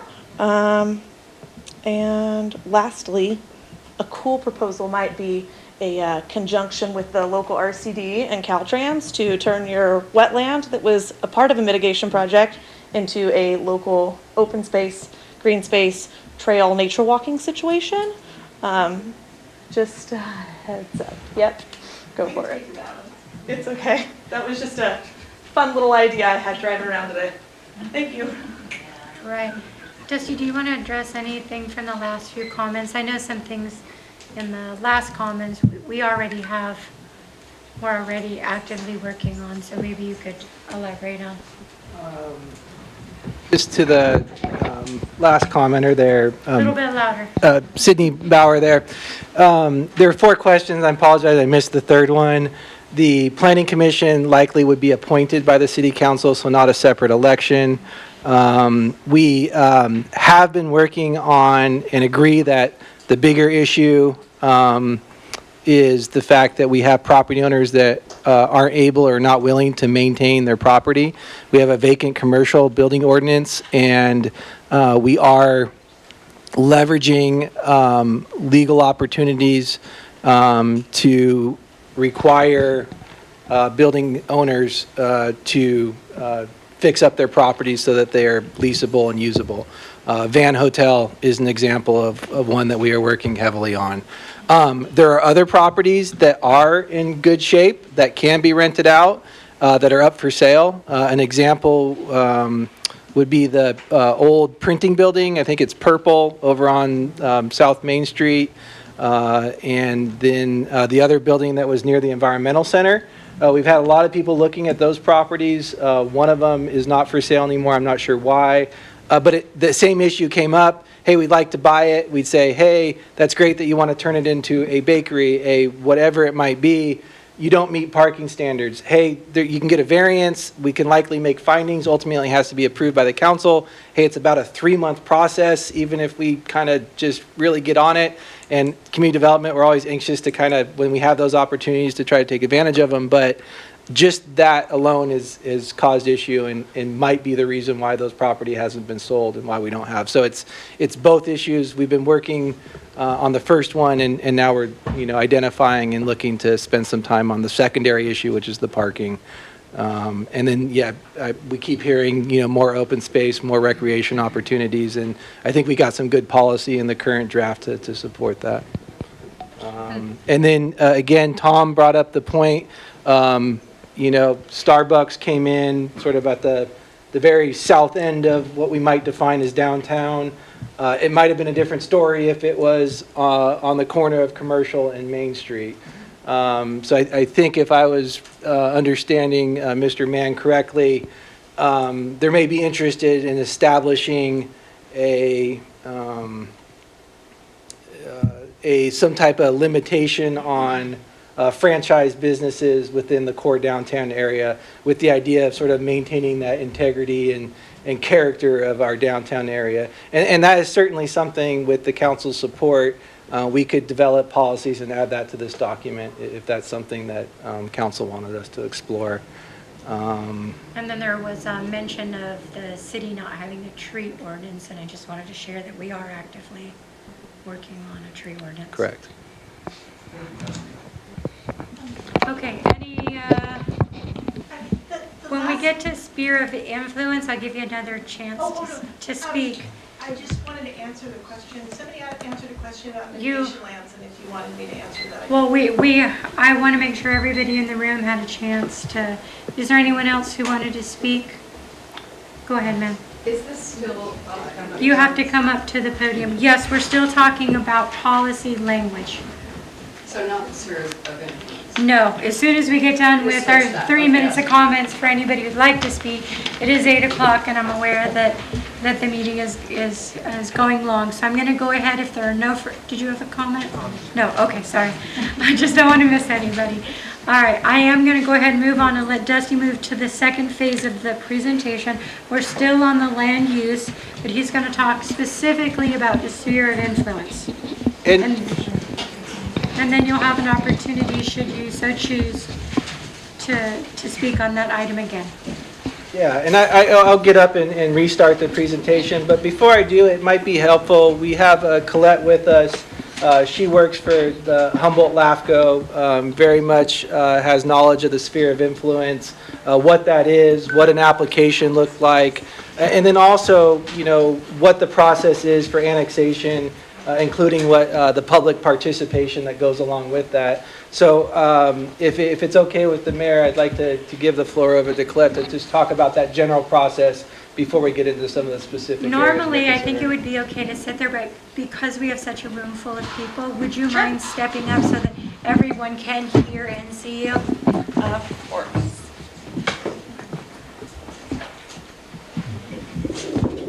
You're welcome to turn that podium just a little bit if it's more comfortable. Nope. It's fine. Okay. Thank you. Good evening. Thank you very much. My name's Colette Sanchi, and I do work for Plan West Partners. We also, in addition to planning services, we provide contract staffing services for various LAFCOs. And so I do serve as executive officer for Humboldt and Trinity LAFCOs. So I was just asked tonight to talk a little bit about LAFCOs and about spheres and annexation. So I'm going to try to be brief. I do want to just broadly speak to LAFCO, though it is a very unknown agency. So there's a LAFCO in each county in California, and the LAFCO's charge is to oversee boundary changes for cities and special districts, as well as the extension of services. And so with that, a primary planning charge is to review municipal service reviews for each agency, as well as to adopt spheres of influence for each city and special district within the county. And so Dusty talked about the sphere of influence really being a planning boundary. It's forward thinking, it's multifaceted, and the sphere of influence can be amended. There is the municipal service review process that LAFCO completes, and there is a 5-year cycle for those. But the sphere of influence can also be requested to be amended by an agency or even a property owner. The sphere of influence, LAFCO looks at the probable physical boundaries, that they look at land uses, the provision of services and facilities. They look at communities of interest and disadvantaged communities when looking at the sphere of influence boundary. So it is a very comprehensive look. It is a comprehensive boundary. And then I just wanted to speak to annexation. Annexation, like Dusty had mentioned, is a significant decision for any agency. Annexation can be initiated in multiple ways. It can be initiated by a landowner or registered voter petition directly to LAFCO. It can also be initiated by agency resolution. And that's typically how LAFCO likes to receive annexation applications, is directly from the service provider. And so once an annexation application is submitted, there's a plan for services. Again, LAFCO's charge is efficient delivery of services. And so it's really ensuring that public services and facilities can be extended, that there's capacity for services. And then there's a whole process for agency notification and landowner notification, public hearings, and if approved, another process for protest proceedings, allowing a hearing for property owners and landowners and registered voters to protest the commission's decision of annexation. And that protest proceedings, there's different thresholds, but it can trigger an election as well. So there's, this process is proposing a sphere of influence amendment.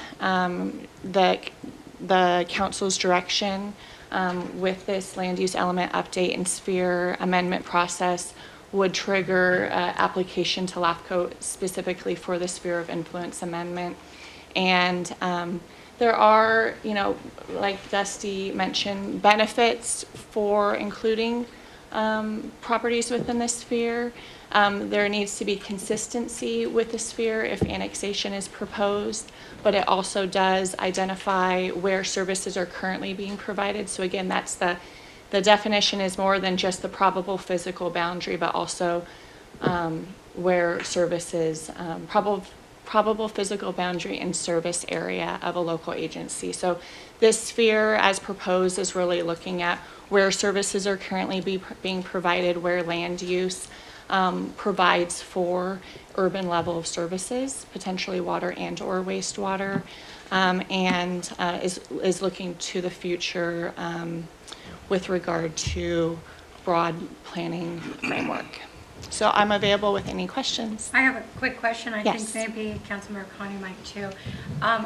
The 7 areas that were identified, is it safe to assume that those 7 areas in part were identified because they're already receiving an extension of some kind of city services? Yes, correct. Okay.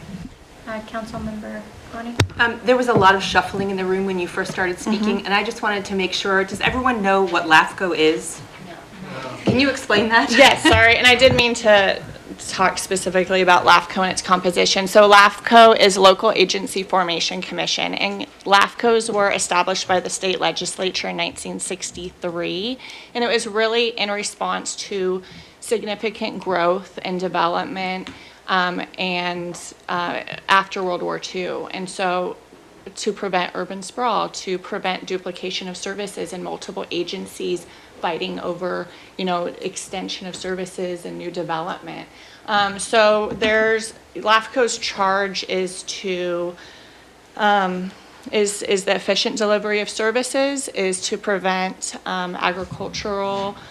is to preserve agricultural lands and open space lands, and to prevent urban sprawl. That's really LAFCO's charge, and it does that with a 7-member commission. The commission is made up of 2 members of the Board of Supervisors, 2 city council members, 2 special district members, and then 1 member of the public.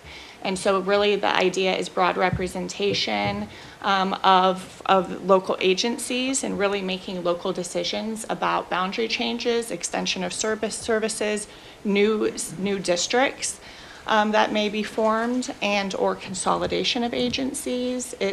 It's a pretty cool agency, and so take a look at, there's a LAFCO website, LAFCO meetings and hearings regularly, and then always a need for public members as well. And just so everyone in here knows, Vice Mayor Jerry Gonzalez is actually the LAFCO representative for the city of Willits. And if I could say, right now, we currently are looking for a public member on LAFCO. And so far, it's gone unfilled, even though they've advertised it several times. Normally, the special districts are good about getting one of their districts, whether it be I think at one point somebody from Brook Trails was on there, and I serve, and I believe a council member from Ukiah serves as city member, and it kind of rotates around, but that's something out there. So if you're really interested in this sort of stuff, you want to be a public member, apply. And they've got their website, Mendo LAFCO. All right, thank you for that information. Thank you, Claire.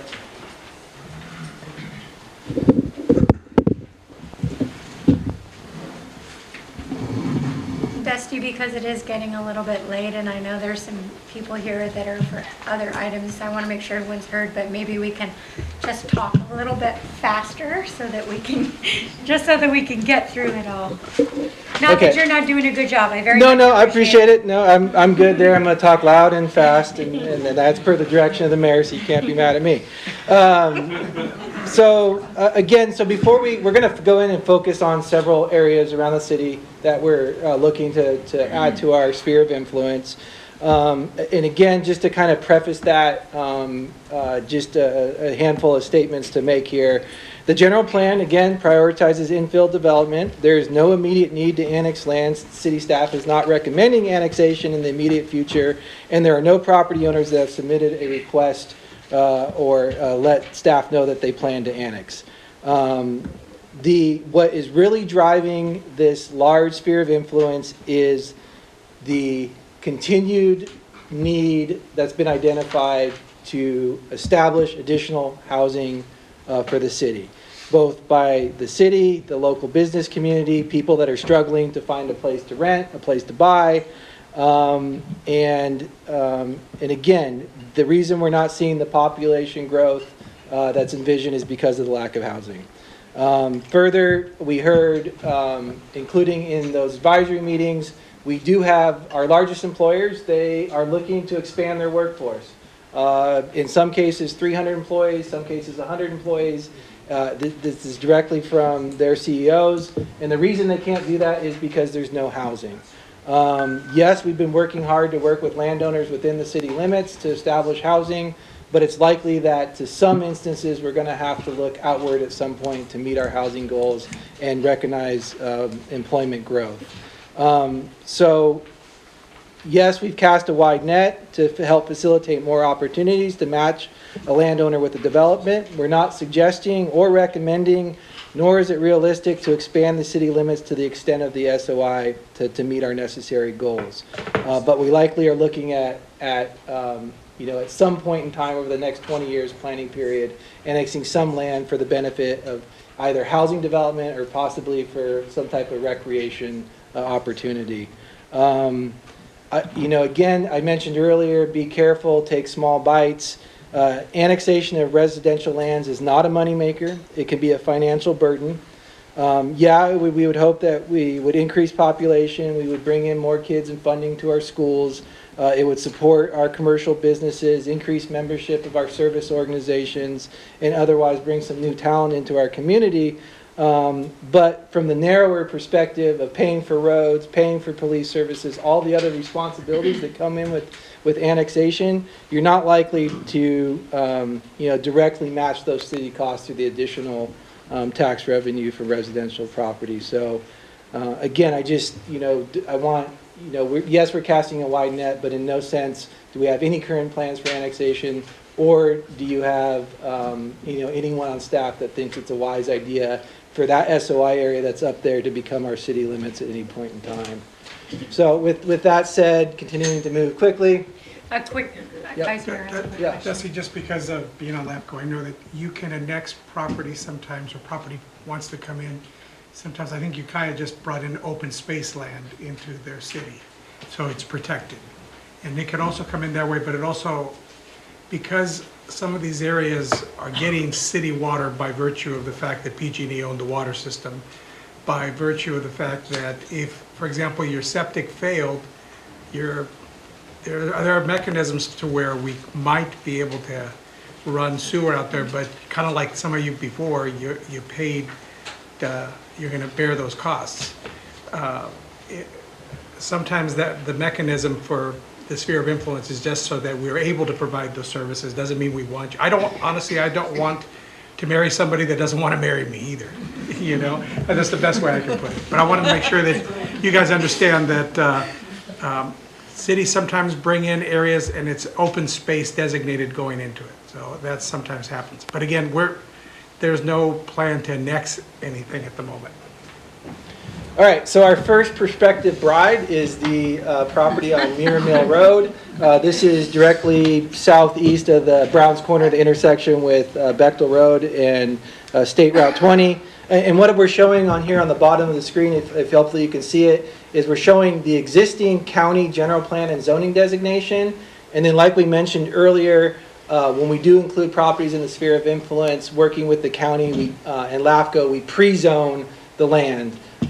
So again, if you're in a sphere of influence, your zoning doesn't change, your taxes don't change, you're still under the jurisdiction of the county, you're still receiving building permits, all your entitlements through the county. It's essentially a planning boundary. It does mean you are eligible for annexation at that point. You have to be in a sphere of influence to annex. This property right here was identified by the county in their housing element and was rezoned to multifamily residential. And the idea is if we could extend additional city water and sewer connections to that site, it could be developed with housing.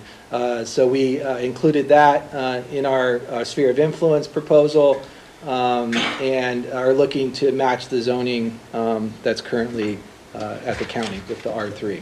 So quickly moving on to the East Valley Street area. There are a number of relatively smaller properties heading on the north side of East Valley Street, about to the underpass with Highway 101. It includes some properties that the county has zoned for residential purposes. It also includes a property that, although it's under 40 acres, is zoned Ag 40. And then at the end, you have an industrial property that supports Schuster Trucking there. These also receive city water services, there are some properties, the residential properties specifically, that could be developed to further intensity if they were able to realize city water, additional city water, and then sewer connections as well. The agricultural piece, we're working with LAFCO. Typically, you don't include resource zone lands in your sphere of influence. It also may be that the property owner isn't interested in that. So it could be working with LAFCO and the property owner that property would be removed from the sphere of influence. If we have to remove that property, it would also require us, because again, we can't have satellite properties, we have to have contiguous boundaries here. It may also result in taking the Schuster property out as well. And so we will have further conversations with those property owners in LAFCO, but just a heads up, that might be a change that comes before the final draft there. So then we get to the Locust Street area, we've all the properties that you see here outlined in red, they're all zoned suburban residential by the county, and it has a variable density. So what the county says is if you are in a if you're able to get either water and or sewer connection, you without water or sewer connections, you can split your lots, your property into 40,000 square foot, essentially 1 acre lots. So if you had 2 acres, you could divide it into essentially 2 lots. If you were ever able to have realize sewer or water connections, you can go down to 12,000 square feet. And if you're ever to be able to realize water and sewer connections, then that variable density allows you to go down to 6,000 square feet. This, my understanding is this is an old plan that was developed by the city and the county over 60 years ago, where they were basically looking to match up county land with well, at the time, private water and sewer services, and then to recognize development. Now that can't happen because they're not included in the city limits, you know, this is sort of carrying forward that idea and including this large swath of land in our sphere of influence. It's broken up into 4 different areas. So one area represents the Sherwood Valley Rancheria.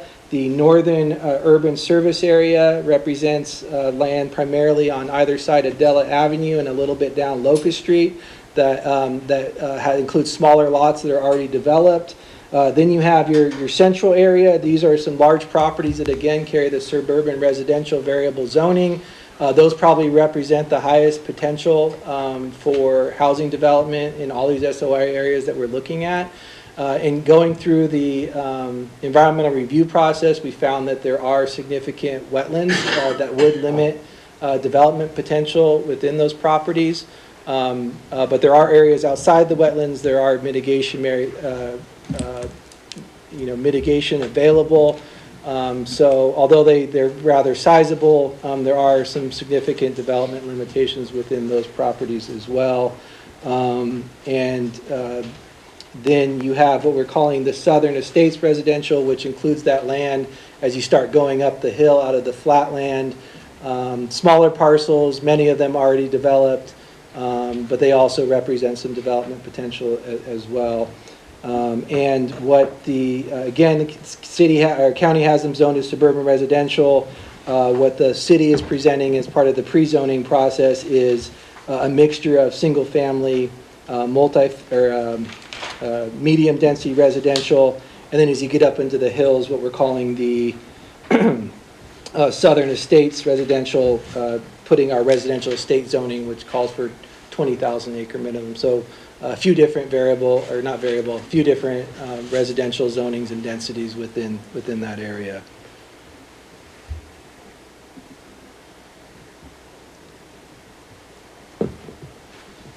So then we get to this area, what we're calling West South Rate State Route 20. So this is land directly to the west of the city, primarily along Highway 20. It extends all the way out to the KO, or formerly KOA campground. Includes that the industrial land on the north side of the highway there, and then also includes a mixture of land that the county has zoned for rural residential 5-acre minimums. There's some public land that makes up the cemetery, a little bit of industrial land that I mentioned, and then even some remote residential 40-acre minimums. What the pre-zoning that the city's looking at is essentially matching up the county zoning with our zoning, including this piece up here, which may be of interest based on some of the comments I've been hearing tonight. The county currently has it zoned as rural residential 5-acre minimums, and the city would carry forward that same density with our corresponding zoning. Okay. Then we get to the Mill Creek area, which has been of much discussion tonight and within the letters that council has received. This is the area directly west of the city limits. It includes the land on both the north and south side of Exley Road, as well as some land that I believe is accessed by Meadowwood Road. This land is currently, all of everything in here is currently zoned rural residential 5-acre minimums by the county. And again, the proposal, if it was to be included in the sphere of influence, is to carry forward that same zoning density, residential zoning, allowing for 5-acre minimums. So the subdivision potential, if it was annexed based on this, would remain the same.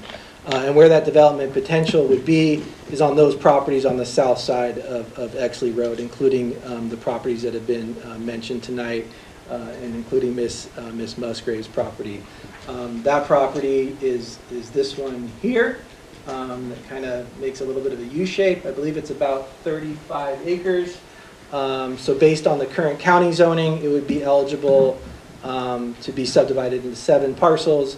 Obviously, if it was annexed into the city and they were able to benefit from city water and sewer services, it would make it easier to develop. It's right now, if you're in the county, you're really relying on wells and on-site septics, and that becomes expensive and and at times difficult to plan for those types of subdivisions. This area does not really represent any significant growth potential. The staff's initial thought was there was, and I didn't know about the private water line, so that was news to me.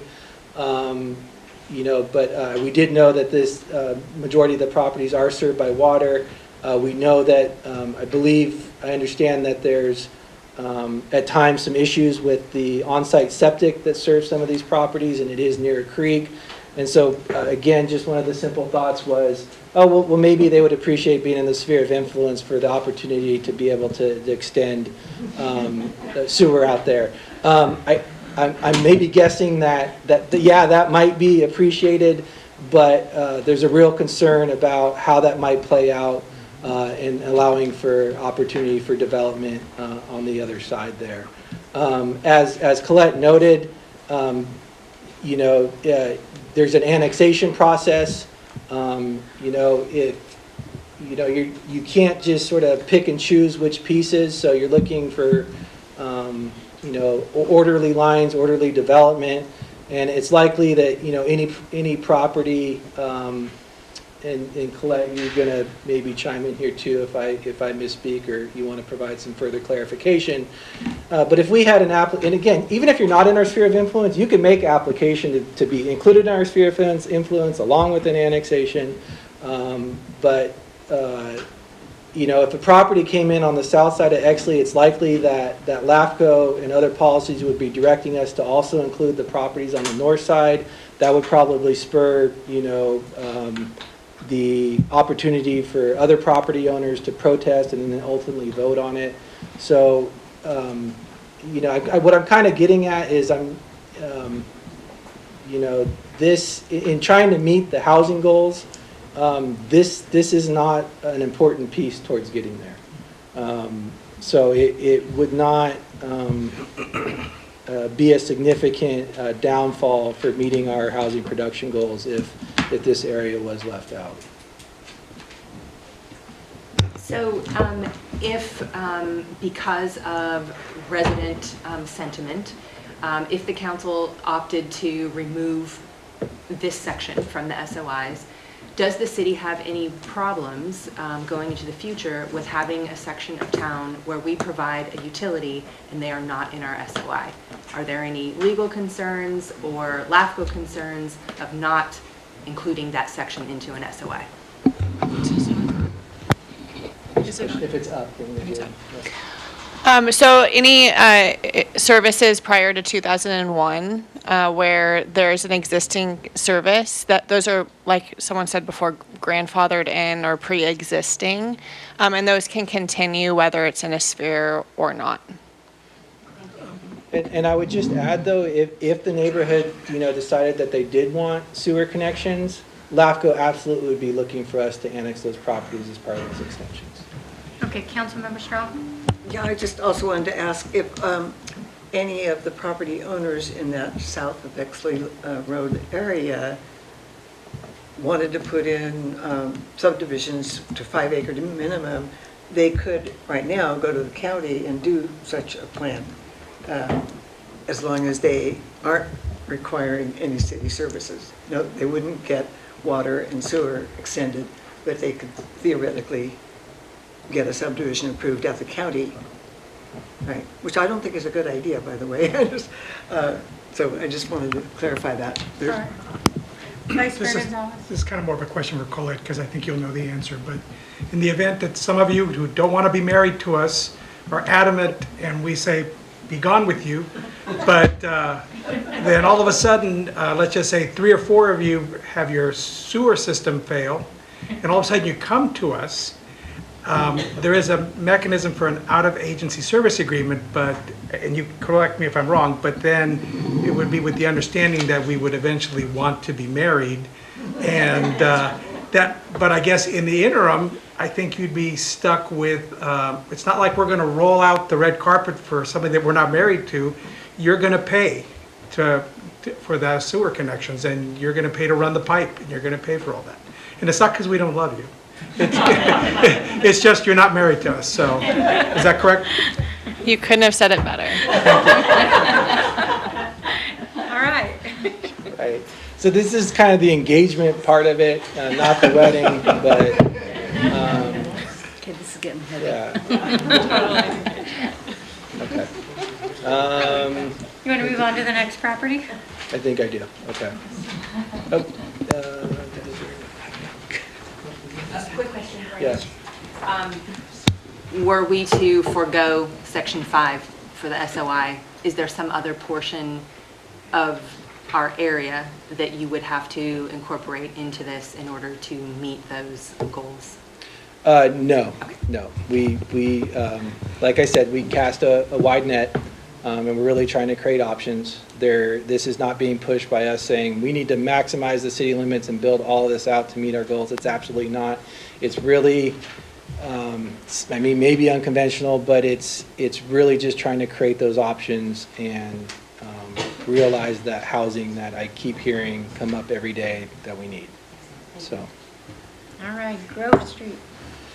All right, now we're on to Cropley Lane. So this is a little bit different. This is actually industrial zone land and is directly adjacent to the city limits on the south side of Highway 20 there.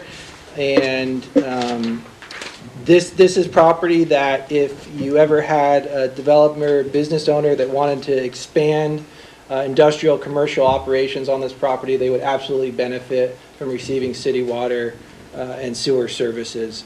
And so a property owner with a plan could, if they're in our sphere of influence, seek annexation so they could accept those services. And then this is a request that came in from the owner of this property that's between the highway and the Haehl Creek subdivision there. It's currently zoned ag, and then we're proposing our residential estates 20-acre minimum. They haven't come in with any development plans necessarily. My understanding is they have access through the property to the west. It is currently zoned ag, so this is another property where we're sort of working with LAFCO to understand if it fits in with their policies. Because again, it's undersized, it's not currently being used for ag, it doesn't contain prime soils, so it might be eligible for inclusion. So this is something that we accepted as part of a property owner request there. And again, we're working with LAFCO, we're working with county, we have the coordination meetings, and ultimately, you know, whatever we propose, we want to make sure it's consistent with their policies, we have all the information they need, so we're making their life easier when it comes time to review our ultimate application, ultimately following the adoption of this document. All right, thank you. Any further questions from council before I open it back up to the public? I wanted to ask one question. The west takeout 20 sort of notch that goes up northward there is obviously kind of fits like a glove with the Exley Lane part, and it looks obviously like it's very heavily forested. I'm wondering, is that all one property, or what? Why is that forested? You know, if we decided to not include the Mill Creek, but Exley Lane SOI, and if we're trying to protect our forests and not kind of extend urban development or even suburban development into those resource lands, is there any reason we need to do that notch that goes northward there? No, again, this property is fairly large. The ownership extends to the property to the south here along 20 as well. And I want to say it's like over 100 acres. It looks like the commonality that you're pointing out is that it's heavily forested. I mean, the difference is it's not up against Exley Lane. It's accessed off of 20, but you're right, it has the similarity in the forested area there. It's a little bit different. It has a PD combining district. It has actually gone through, I'm going to maybe speak beyond my knowledge, so I'm going to be careful here. It has a PD combining district, and from talking to the property owner, I think the PD is related to doing like a cluster development so that they can cluster the homes and not impact the forested area as much. That's my understanding based on a conversation with the property owner. But again, it's not going to impact the amount of land available for housing very much at all, because it's going to be very low density. And again, 5-acre minimums, and we're looking to carry that forward, right? Dusty, can you explain what PD is for people who don't know?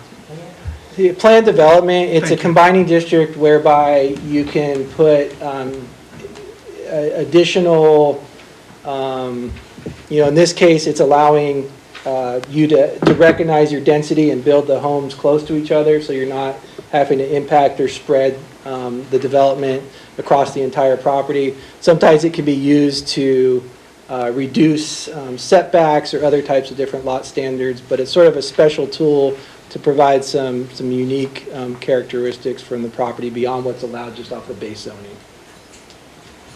Thank you.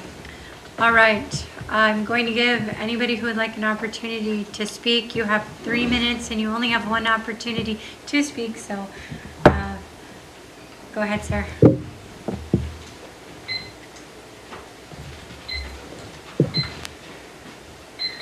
Hi, my name is David Peralta. Thanks for the opportunity to speak. Thanks for all the information, Dusty. I have some just basic questions. What level of say do property owners have in whether they want to join the SOI or not? That wasn't entirely clear, whether the city just decides, whether we can voice protests, or whether there's actually a vote involved. I don't know who I direct that question to. Oh, the city does have, the city council would make a determination about the proposed sphere of influence, and they would, at the time of making application to LAFCO, they would submit an application, and then that would go before LAFCO, and there would be a public hearing and opportunities once LAFCO received that application. Because it sounds like there's a possible consideration that this one, number 5, which I happen to own a lot on, that there would be a possibility to exclude it, but I'm not entirely clear. A hearing is one thing, but how much of a say do we have? LAFCO decides. I see. Okay. And then the second question that I have is SOI opens the possibility for annexation. Once annexation happens, then does the zoning then open up again for being changed once more? Good question. So as part of the annexation application for a city, there is pre-zoning. And as part of this general plan land use element and doing the land use designations within the sphere of influence, that's going to also translate into any pre-zoning. So right now, like with this area, as Dusty explained, the city proposed land use designation is is consistent with the counties, Okay. and that would follow with the pre-zoning for the city as proposed. Okay. And then the last one on number 4 with the SR21. So I understand that there's a discussion with the property owner to do this cluster kind of housing, but is there a requirement that that forest not be touched? Or if the landowner at some point decides, nah, I changed my mind, I want to cut down that forest and develop housing there, does that possibility exist? Or are they prevented from doing that? I might let this one to Dusty or John. And yeah. So, yeah, to answer that question, that discussion's not happening with the city, it's happening with the county. So absolutely, they could request to remove the PD and just go with a standard 5-acre subdivision. But again, you're going to be subject to county policies, different environmental laws. I'm assuming that's Oak Woodlands, I don't know that. But if it is, then you might still be looking to develop outside of the area, recognizing that if you impact that woodland, then you're going to be subject to mitigation, and you're either replanting somewhere else, or you're creating that additional hardship. So there's other protections on the state level as well. Yeah, thank you so much. I mean, last thing I'd like to say is just please don't cut down any forest. We really want to keep that as much as possible in the most natural setting possible. So thank you. Thank you, David. All right, back here.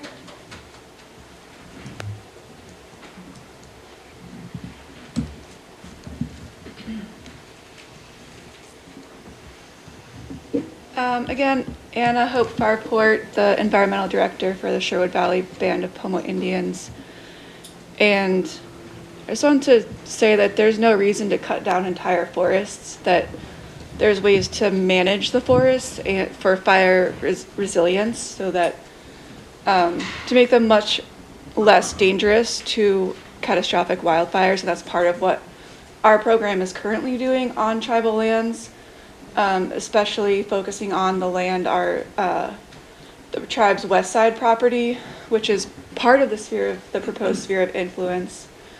And we have, our environmental program is working on forest thinning efforts there, again, to reduce the wildfire risk. And we're building out a restoration crew that is going to be able to do that in other areas as well. So just for the future. And I also just wanted to mention, I'm assuming that the tribe's west side property is part of the sphere of influence because it does get city water and sewer there, and that the tribe very much appreciates those services, because the 2 other properties the tribe owns, it's a challenge to maintain sewer and water for residents on those properties. But I'm sure you already are thinking of this, but I don't think it's ever going to be possible to annex that.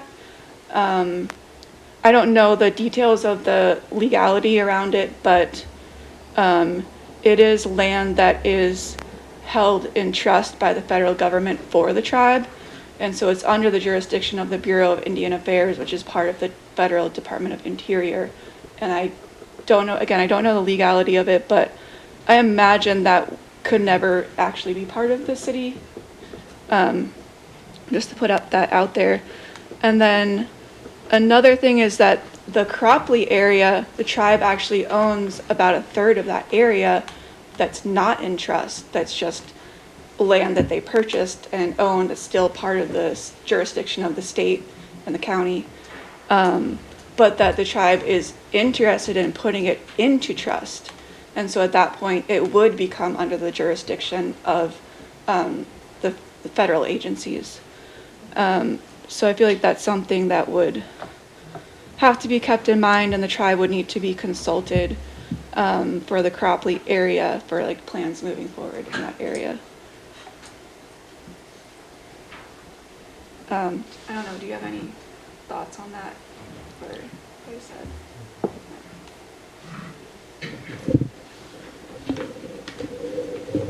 I think you made some good notes for consideration, and I know that Dusty's heard you, and he'll keep those thoughts in mind.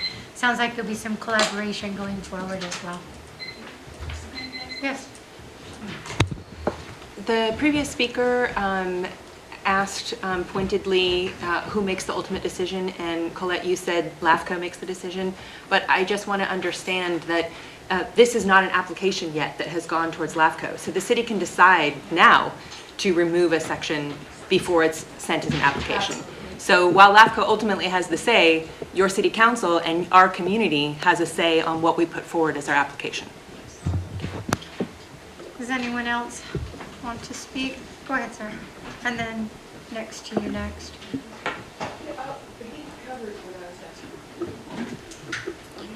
Go ahead and step up. It's your turn.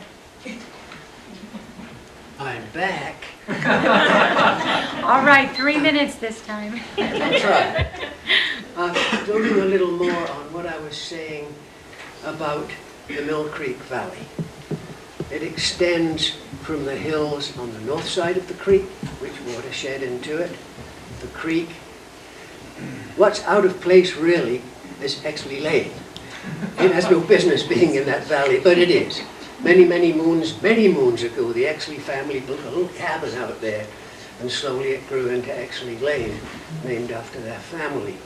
So, that valley, the creek, sloping up to Exley Lane, and then continuing up into the wooded hills, is the watershed that goes directly into that creek.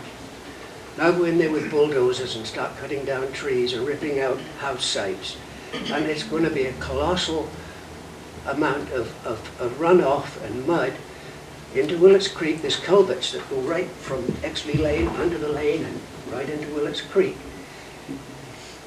It's a class 1 salmon creek. It's protected. So the salmon are struggling to breed in that creek right now. We're almost losing them. And it just breaks my heart to think about what would happen if that hillside got torn up. So I just wanted to add that. Thank you.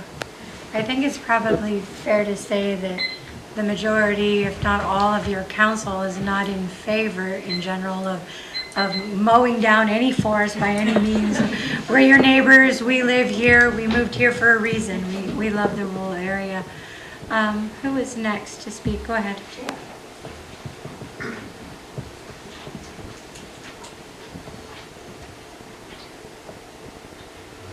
Well, my name is Kyrene.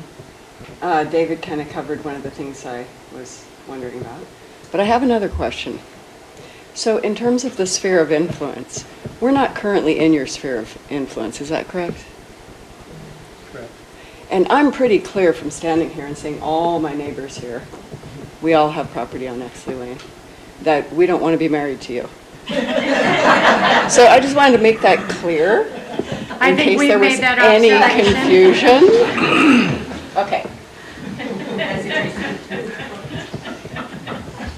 Does anybody else want an opportunity to speak?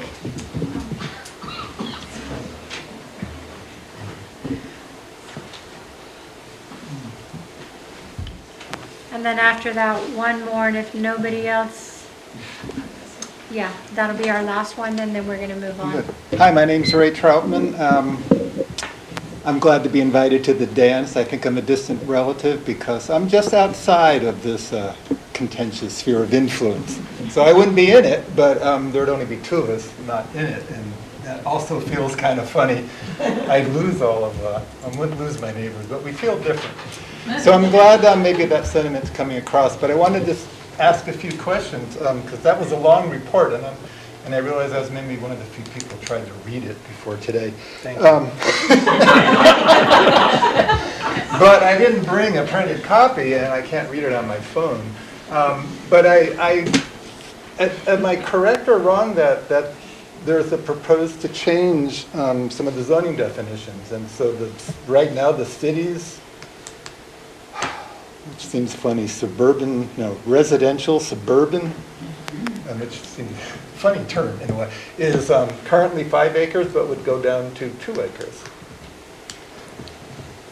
Is that true? So the proposed pre-zoning would not allow 2-acre minimums, but maintain the 5-acre minimums that currently are represented by the county zoning. So 5-acre minimums county, if it was annexed, 5-acre minimum city. But maybe this is a separate question. In this land use proposal, you're changing your definitions. One good one, from family to units. I think that's a great change. But isn't the size for suburban going down? And if that's true, is that true? Isn't it going down to half a unit per 20,000 square feet? For suburban? Yeah, half a unit per 20,000? That's 2 acres. The residential estate zoning? Residential land use designation. Yeah, you go ahead. Yeah. So for each of these, for each properties, there would be a general plan land use designation and a zoning, and the general plan land use designation would define the density of development or the intensity of commercial development, and the zone would, a zone would be applied establishing lot sizes and development standards consistent with that or less than it. So the suburban residential land use designation allows densities of 1 dwelling unit per half acre right now, I believe. That's the current density. And the proposed land use element doesn't change that. Okay. And it's the, while the general plan would allow you to go down to a density as high as 1 unit per 20,000 square feet or a property of 20,000 square feet, it's through the zoning designation where we add the 5-acre limitation. So I confused you more, I'm sorry. Okay. And my last one, is it possible when you produce these maps that you could have an overlay with lot numbers? That would make it much easier to read. I couldn't hear the overlay with what? If when maps are produced of these areas, if there could be an overlay with lot numbers. Lot numbers, APNs, or whatever the county calls them. Right, sorry. So it'd make it much easier to know, oh, this property is in SOI 8, and this property is not in one as opposed to. That makes sense. Yeah, Okay. that would be great. Thank you for your. Thank you. Thank you for your comments. Okay, we have one final public comment. And I have a lot to say, but not as much now. First of all, I'd like to thank all of you so much for listening to our concerns. It's really difficult for me to fully express to you the feeling of actual grief that we all felt when we learned about this proposed annexation. And it was grief. And not only to annex Exley Lane and our homes to the north, but the beautiful old-growth forested land to the south with its oak trees that go up 30, 40, 50 feet into the air. And so I'm so appreciate that you all appreciate what we brought to you, and I hope you come walk down our street every day because it's beautiful. But when I did, in the staff report, I do wish that you would spend more time on open space and buffers and riparian corridors to make our city richer. The city of Willits really does not have sufficient open space. It needs wild space, and Exley Lane is wild. It has a natural forest with creeks, springs, incredible specimens of native trees and plants, and it's a haven for people, plants, and animals. There's shade during the summer. There's abundant and diverse wildlife. Deer, bear, mountain lions, eagles, hawks, bobcats, coyotes, foxes, and more are everywhere and depend on that forest to live. We have seen them all, or we have heard them all. And everyone in our street has heard them all. It's a remarkable piece of land that the whole city can enjoy by simply strolling down the lane. And I, wanted to stress that by not putting this land in the SOI, we have a new owner that bought some land in this forest. We're not reducing the owner's benefit whatsoever because they bought this piece of land for a song. And it can be developed. And it can be developed, 1 house per 5 acres, using septic and a well and a lot of things we had to do. I personally had to do a private water line. It cost me 40 grand to get water to my site. I spent another 40 grand developing a septic system. And I was willing to do that because this land was so beautiful, and I was depending on the fact that this is a really hard area to develop and the fact that of the land use designation. And then, there were practical considerations I had questions of that may not come up. I mean, I developed my house using Class K construction. What does that mean when you annex a house with Class K, which is sort of a reduced standard that the county has put together for, trying to get these hippie love shacks into shape like mine? And does that mean if you ever get a permit that it will be really hard? But, maybe hopefully we'll never have to learn that. So we were just, wondering about all those things. And anyway, I just wanted to thank you all for respecting Exley Lane, and I appreciate you all. That'll close the public hearing, and I'll bring it back up here to council. I know it's not on for a vote just about this area here, but I mean, I think unless anybody in the council speaks up and says, boy, we want to bring these bridezillas in to the city, yelling and screaming, that I think we'd probably be safe to assume that we move on and go from there. And again, I truly mean it, though, that the day comes where you do need sewer or your septic fails. I'm sorry, but we do have a responsibility to the rest of the citizens in town, and you have to bear that cost. And I think you go into this with your eyes wide open, but that's fine. I mean, if you don't want to get married, I don't want to marry you. So as part of this discussion, Dusty, would you like council to give you direction about anything that you would like to see removed or added or otherwise? Appreciate the question, Mayor. Yes. So, again, it's not a vote tonight. Obviously, staff understands the situation with this piece here. Councilmember Strong also brought up the property off of Highway 20. Up here, the other forested area also has the RR5 zoning. Just get clarification if council is looking for that to be removed for similar reasons, or if that's to remain. I would have a follow-up question to that. Yeah. I believe that I heard you say that the owner of that property, that parcel is larger than just that There's a separate property that that's along the south, just to the south between the forested area and Highway 20, yeah. So that's more than one parcel? Correct. It's hard to see the lines there. Because I think what Councilmember Strong was getting at was what was the rationale for doing all of those property line, parcels? and then the other one extends down. If that's more than one parcel, I thought maybe you were saying that section along with the lower portion of it was one parcel, and that's why it had to extend to that shape. There's a property line that's right here. Okay. Yeah, if you were to take out all of this, then you would need to cut all of this out too, because you would lose contiguity, but you could take this piece out up here if council directs and stuff. And have we heard anything from the property owner who owns that section of land? Yeah, I mean, I did talk to him, and he invited me up, also spoke eloquently about that forested area, similar Is he in favor or not in favor? I believe he is in favor of being included in the SOI. He is in favor of being included in the SOI. So I would say that knowing that, at this time, I would want to keep it included as part of our SOI. If other council members have thoughts on that, that would be the time. Well, I like the fact that the SOI is trying to kind of consolidate the areas that if someday in the future the city does annex any of those areas, that it's contiguity or whatever you want to call that. And this, to me, this is a little bit off of that path. And it's a resource area that I don't particularly want to see roads built into.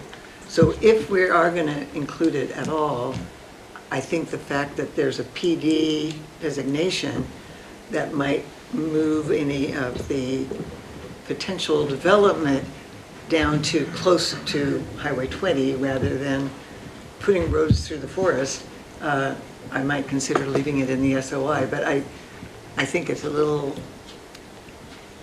too much of an invitation to somebody who might want to come in and do essentially like what Brook Trails is, which is not good planning, which tends to put roads out into the wilderness, tends to increase fire hazard, all of those downsides of developing in a forested area. So I would rather have it stop along the line there, but yeah. But putting it into our SOI would not change the ability to build on it. If I understood correctly, we would be carrying the same thing that the county was. Is that correct? Yeah, that's correct. And I don't know if this comment's helpful. Again, we're not making a decision tonight. What we understand is when we bring this forward, as soon as the October meeting, you're not going to see the Exley Lane area in the proposed SOI. Maybe if it pleases council, I can continue to have conversations with this property owner, let him know about the discussion that happened tonight, invite him to provide comment and input. And what I heard maybe is if the intention is to cluster to the development outside and retain that forested area in its current nature, that might lead to more favorable council support for SOI. Yeah, I was thinking, I think I know where you're leading to, Councilmember Strong, and I think that when it's in our control, we also have an opportunity to ensure that there isn't maybe additional housing in that area right there. Whereas right now we have zero control because it's in the county. So you could look at it as a positive as well. That's just a thought. But I'm with you. I wouldn't want to see development there either. Yes. I have a different point to make, so I don't know if you have other things to say about this piece. Looks like no. Okay. I just wanted to piggyback on the comments that Mr. Tom Mann made earlier, and as far as giving input, I definitely would like to see some beefed up language under goal LU4 regarding Main Street and really looking at how we can protect the character of Main Street north of Highway 20 all the way up to even the high school. As well as the commercial street corridor. I think I am not opposed at all to franchises. I think we have several very successful franchises here in town who are owned and operated by locals who do a fantastic job and offer great service to our community. But if franchises were to go into the downtown area, I would like to see them adhere to some kind of architectural structure so they didn't stick out like sore thumbs. Something that Brian and I, the city manager, talked about this afternoon. So I think that there are ways to protect the downtown character, and I'd like to see that more beefy language in this document to really show the intent of the council and the community. Understood. I would support that as well. Thank you. You agree? Okay, we'll bring forward some prospective additional policy language under this goal for consideration in October. Okay. Stransky, do you have anything? I just listened to everybody. Yes. Okay. I'm okay. Anything further, Strong? No. Did you get enough direction? Those were the things that I sort of picked up on that we might need Okay. to fine tune, so thank you. All right. All right, with that, we are going to close the public hearing on item 3B. We've given direction to staff, and we're going to move on. Thank you, everybody. Thank you. Do we want to pause, see if our bridezillas want to leave? All right. And the chamber is still hanging in there. I'm so proud of you. I'll try to move along quickly. We have no enactment of ordinances before us. We have a consent calendar with just one item, the city council minutes for August 14th, 2024. Do I have a motion to approve? I so move. All right, we've got it. Madge and then Larry. Larry. And who seconded? Or the, I moved and Larry seconded. there we go. All right, anybody from the public on the consent calendar? Hearing none, I'll call for the vote. Councilmember Connie? Yes. Strong? Yes. Stranson? Yes. Gonzalez? Yes. Mayor Rodrigo? Yes, motion carries. Monthly activity reports, you have the business license activity report for July 2024 and the building activity report. It is in the packet. Feel free to read it or find it online and read it. We have no commissions, agencies, and authority business before us. And so we'll move right along to the city manager reports and recommendations. And if you don't mind, could we move to 8B and then revisit A? That's for you. Yes, you can. Okay. I'm going to turn it over to you. So basically, let me just do this. Thank you, Madam Mayor, council members. With the slight change in the agenda items here, we are going to move to item 8B. We have members of our esteemed Chamber of Commerce present tonight. They're going to give an opportunity, they're given an opportunity to present their performance over the last 2 years. And this is benchmarking components that have been listed or put into the current stopgap agreement that terminates at the end of September, and we're looking to bring forward a new agreement. But this is the first step in that process. The chamber members can present to the council all the fine work they have done over the last 2 years and move things forward over the next several years as we put together a new agreement. So on that note, they have a PowerPoint presentation and they're going to describe all their activities. All right, I'll turn it over to the chamber if you want to take the podium.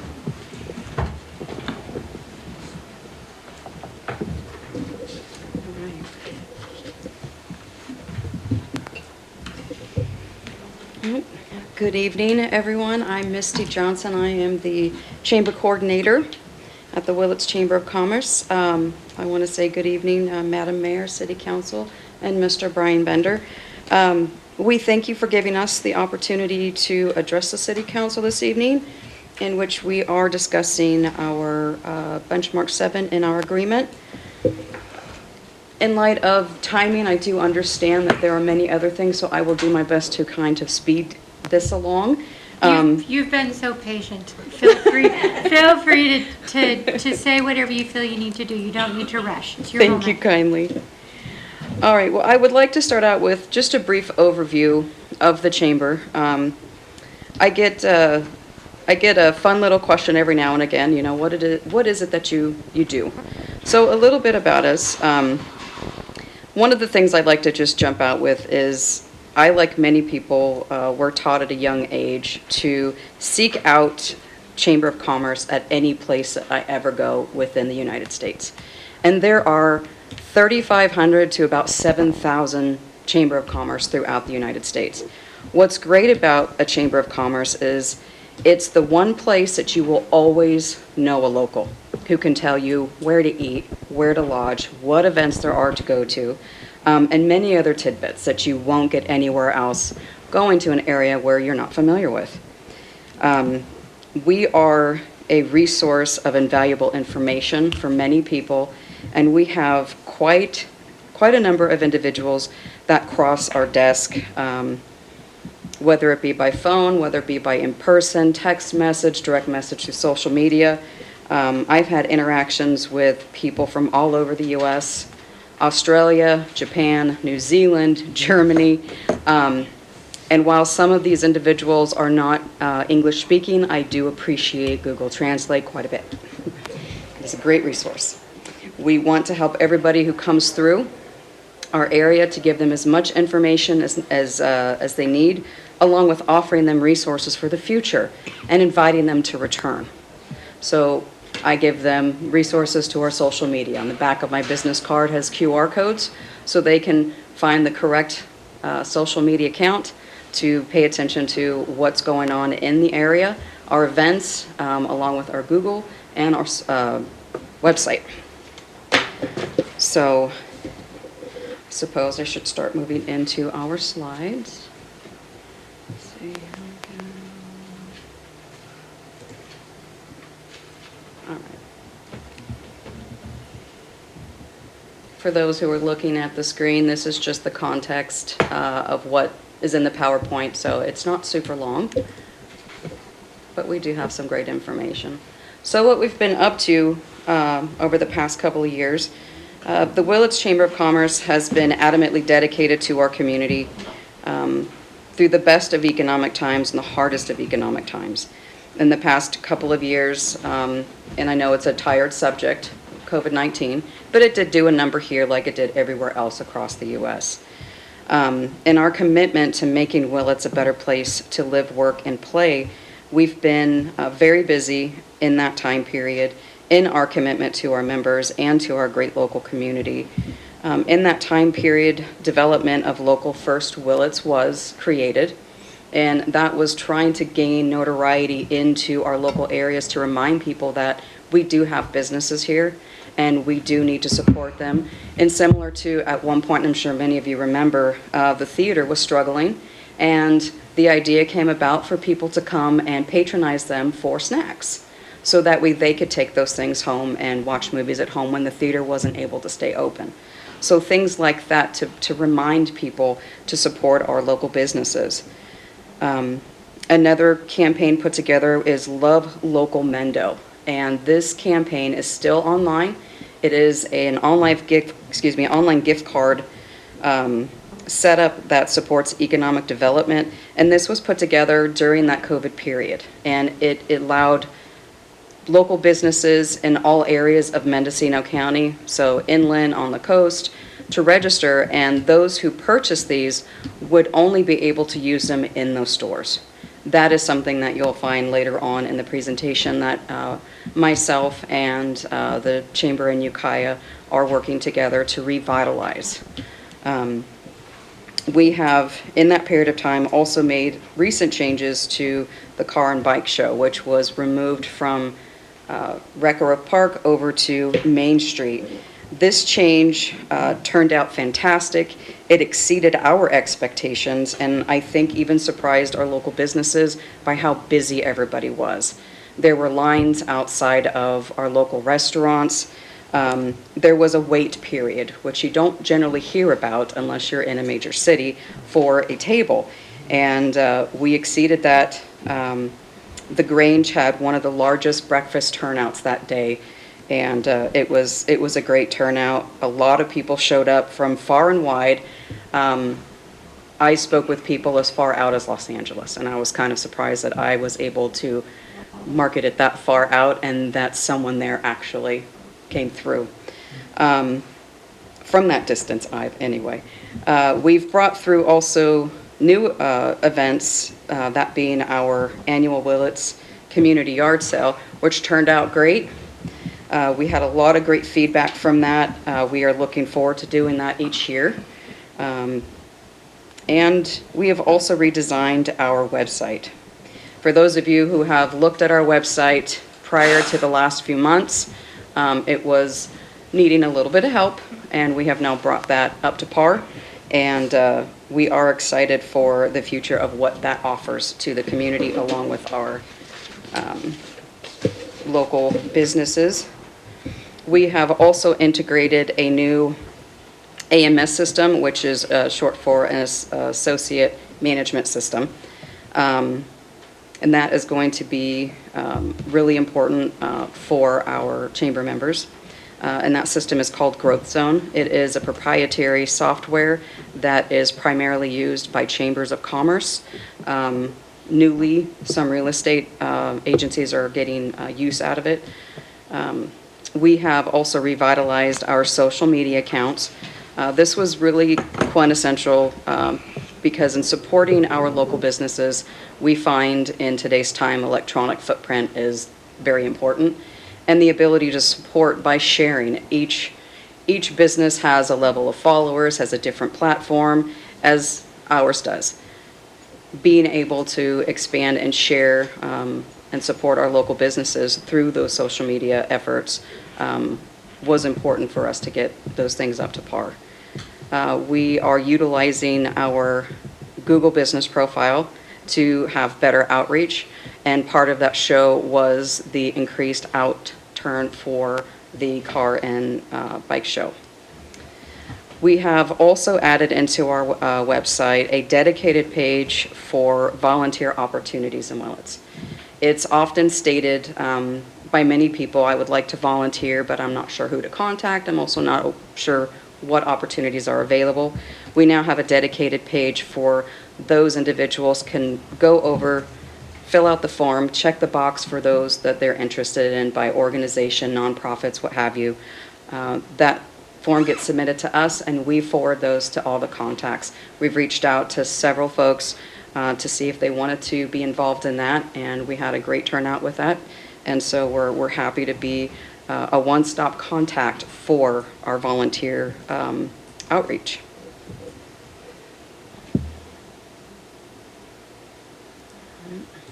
And to our next slide. This is a brief look at our website, which I believe this is moving, yes.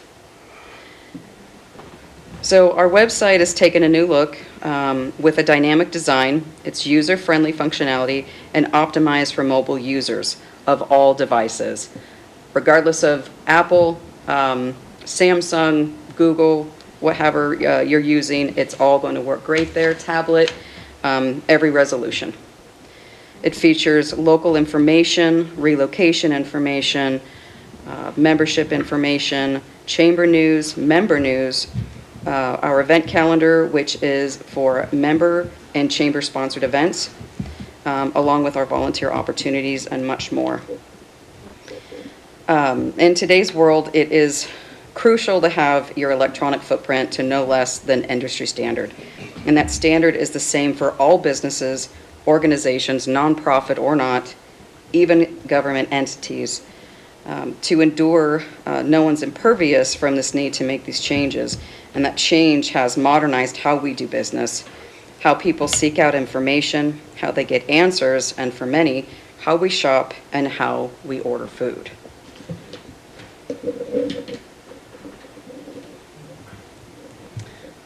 Move on to our next slide. So Growth Zone, again, association management software. This integration into our website is a very wonderful tool that we are utilizing for many different things. Growth Zone is integrated into our website. It offers us the ability to streamline and automate many functions, of the chamber, not only in this benefit to the chamber, but to our members. They'll also enjoy features and experiences that were not previously available through the chamber. In short, we are now able to offer our members modern tools to help them in their business goals. So briefly, you see we have bullet points of those features separated between chamber benefits and features and member benefits and features. And these bullet points, while they are listed there, the expansion, if I were to speak on each one, is pretty great. Being able to network within chamber members, we have a forum ability within that network that only those who are chamber members would be able to speak in that. It allows people to have conversations. For example, at the car and bike show, perhaps one business to another had an issue that they were curious how another business may have troubleshot, and they can have that conversation amongst business owners in that forum. We have an app that's available to them.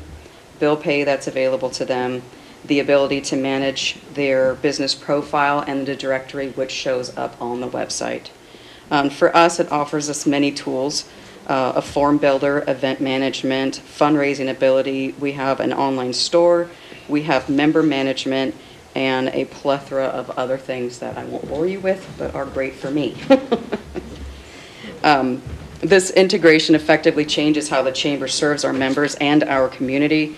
We're now in the 21st century of industry standards and practices. Can I ask a quick question? Yes, sir. Your app, is it real time? So if I'm a member and Sabrina's a member and we're at the car show, we could message each other on the app and ask questions?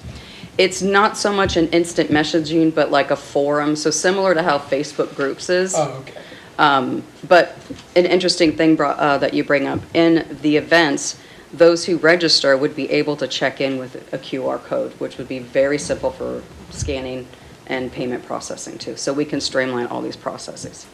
Thank you. Thank you. There we go into our next slide. Looks like I already made it there. Membership.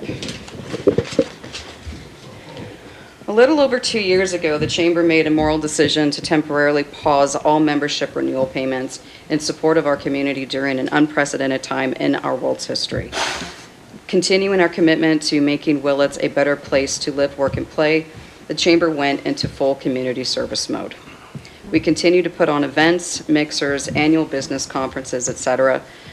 With current electronic updates, we've just started accepting paid memberships, and we will be promoting that very quickly here. As we've not had an official chamber member during the duration of time and now over 2 years accepting memberships again, we start at 0 members to now 8 and counting. We have increased our membership by 25%. We are proud of what we've achieved in the time of no membership to today. We're excited to have benefits listed on our website for the various tiers available to those signing up for memberships. And what we are most proud of is our unwavering commitment to our community and all the great things we have in motion to keep true to our motto, which is making Willits a better place to live, work, and play. And you will hear that from me whether you're on the street, whether I'm on the podium, at the podium here, anywhere. We live, breathe, and bleed making Willits a better place to live, work, and play. Can I ask a quick question? Of course. How many of your 8 members are your board members? I have 2. I have 2. Of course. Yes. I was looking at your website, and it's much improved, and I see a lot of really good content on there. You had mentioned about events, and so I was looking to see how easy it is to submit an event or to add a nonprofit on there, but I didn't quite see the link. So to get onto the calendar is now chamber member only and chamber sponsored events. So if you are a member of the chamber, you would have, I'll start this over. If you sign up online at our website, in that process of completion, you will be sent an email that invites you to create an account. It's the only way that you'll get in. Either we invite you or you set up your own account through being a paid member. In that, you have the accessibility to post your events on that calendar. It's not open to the public. So what does it cost for a nonprofit or any other entity that wanted to put something on the calendar? What would they be looking to have to pay? So on the website, if you go to memberships, there is the breakdown for tiers. Along with that is an expanded list that you can click on to expand to see what those member benefits are. And those benefits are currently being updated because of the recent integration of Growth Zone. So hopefully that answers your question.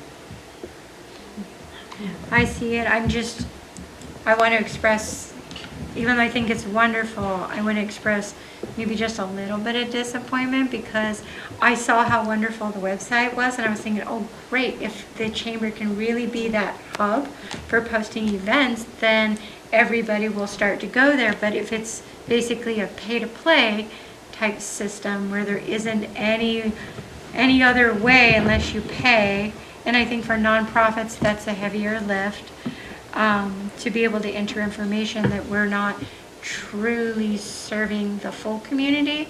And I think as a chamber, I would hope that maybe we could be a little bit more inclusive. I'm not telling you what to do. I'm just simply giving you a little bit of feedback. But otherwise, I love the website. It looks really good. It's refreshing.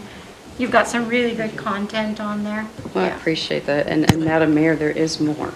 Okay. I want to. There's more. Okay. I just want to say ditto to the mayor's comment.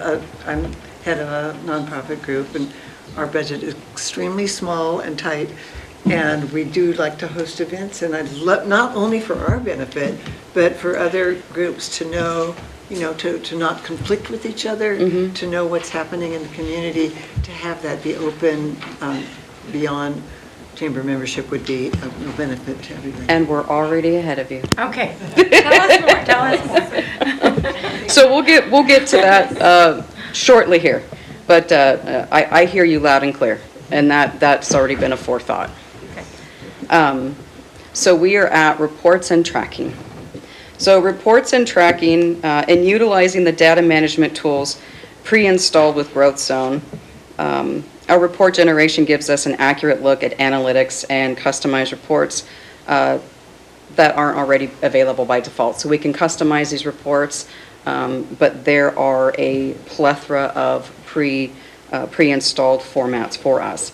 For example, email marketing campaign, financial reports, event activity report, membership referral, retention report, web content activity.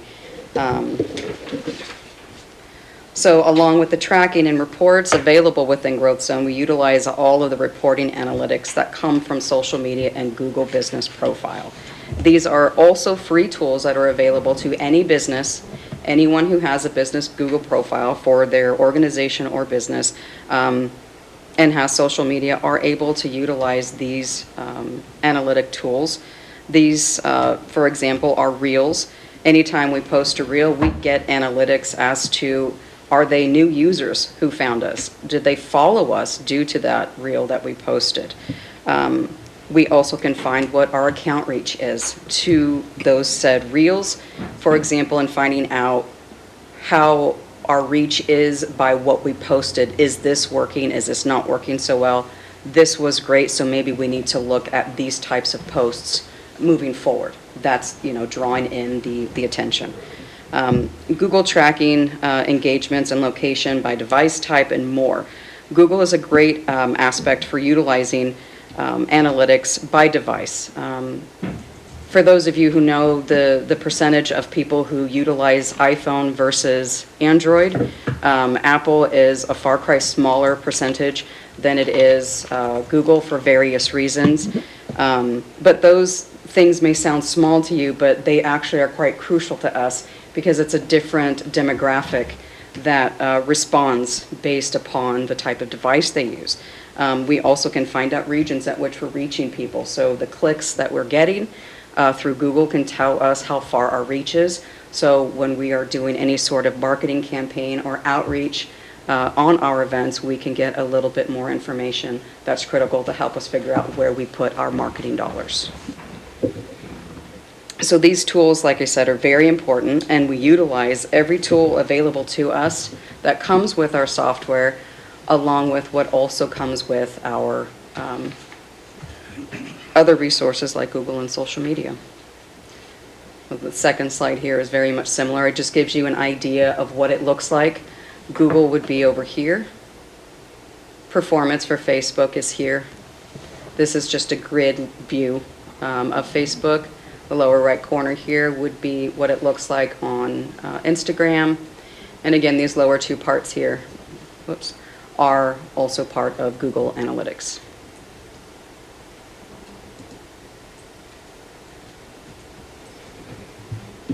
And our next being comment, support, and engagement. So we receive an overwhelming response from our community as to the recent changes to the chamber and what we have recently undergone. The social media comments that we receive, the comments on the street, we've received a lot of support and positivity throughout our community. business owners, chamber members, volunteers.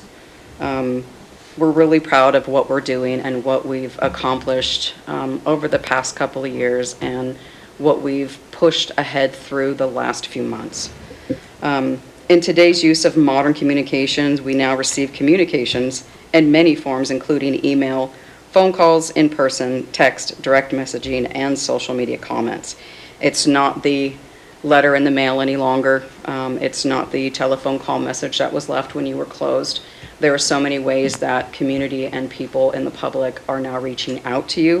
And so our ears are open and we are paying attention to that, and we've expanded not just only our communications to everyone, but everyone's ability to communicate with us. As you see, this slide shows, well, I state a few examples. It's a cluster of many examples of the show of support.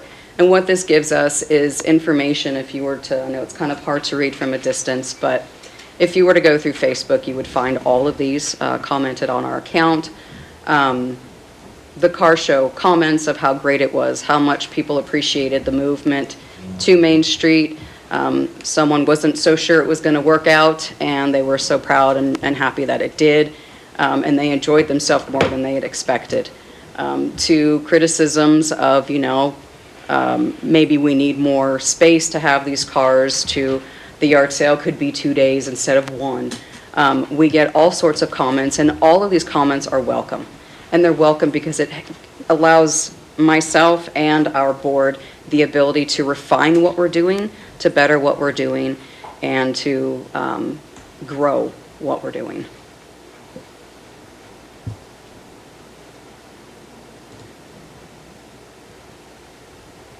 Future plans of the Chamber of Commerce.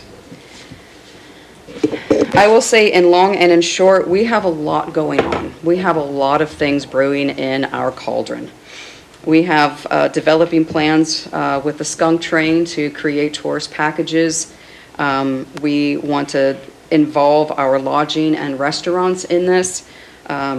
We have conversations with other businesses, resources for our local businesses besides the ones that we currently have, like EDFC, for example. We're building those relationships out and resources.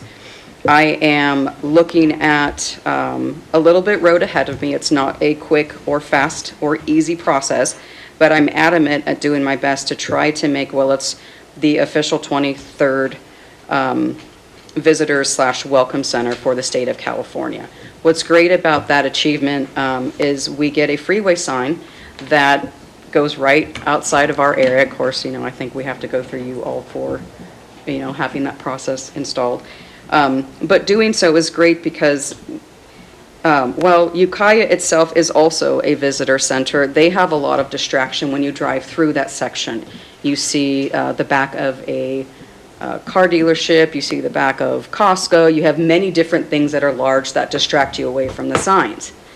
What's great about our section is that we don't have that distraction outside of the beauty. So a freeway sign will be obvious for somebody coming through the bypass and not generally thinking that there's something that they're passing through. It's one additional thing that would allow people to notice that they can exit, and because you can only go one direction and either way, will lead them right into town and hopefully into lodging and to stopping at our restaurants and perhaps going through our retail and shopping a little bit while they're through and grabbing some souvenirs. Let's see here. And like I mentioned prior, we are looking at revitalizing the Love Local Mendo online gift certificates, or gift cards, excuse me. We are currently developing plans for more events in downtown Main Street. We were looking at that for next year. The first item that we were looking at was a Day of the Dead event, where we can include our Hispanic community to join us in developing this for next year. I also today, which is not on our presentation, reached out to Main Street California and Main Street America. They are campaigns for downtown events and many other things, and I wanted to get on their radar and theirs on mine to see what we can do and what resources are available with them to help us continue to make more events in downtown on Main Street. Let's see here. I can move next. Are there any questions at this point? Just listening. Hank, you have one?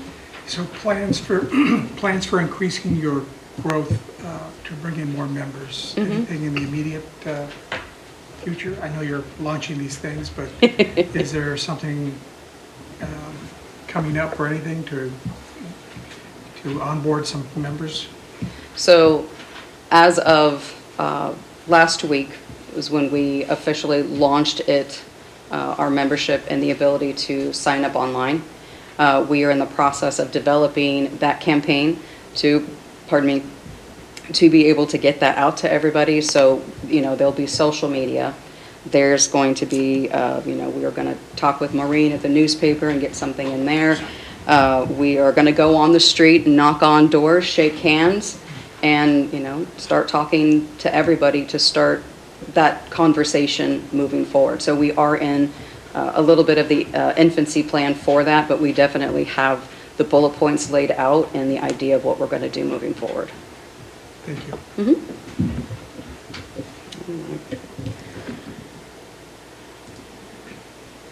And the part everybody in the room has been waiting for.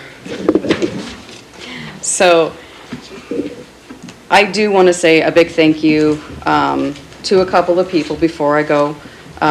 Dolores Pedersen, and who I don't believe is here this evening. Oh yeah, no, I see her there.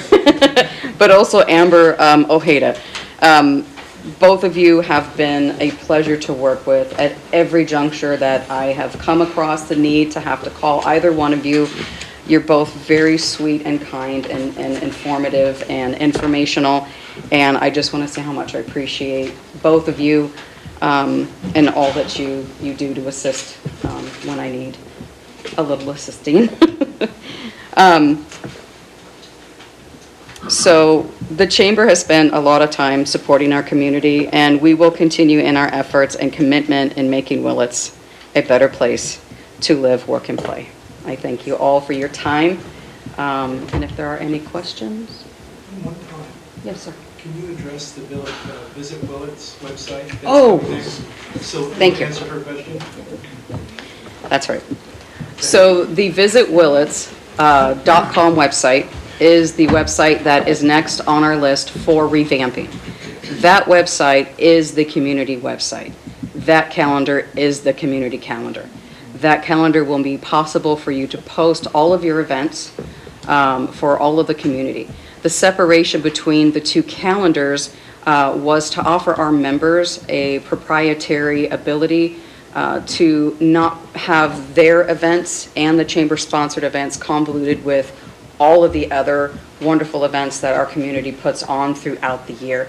If anybody, for example, has ever gone to Visit Mendocino website and taken a look at their calendar in the summer, it is very, very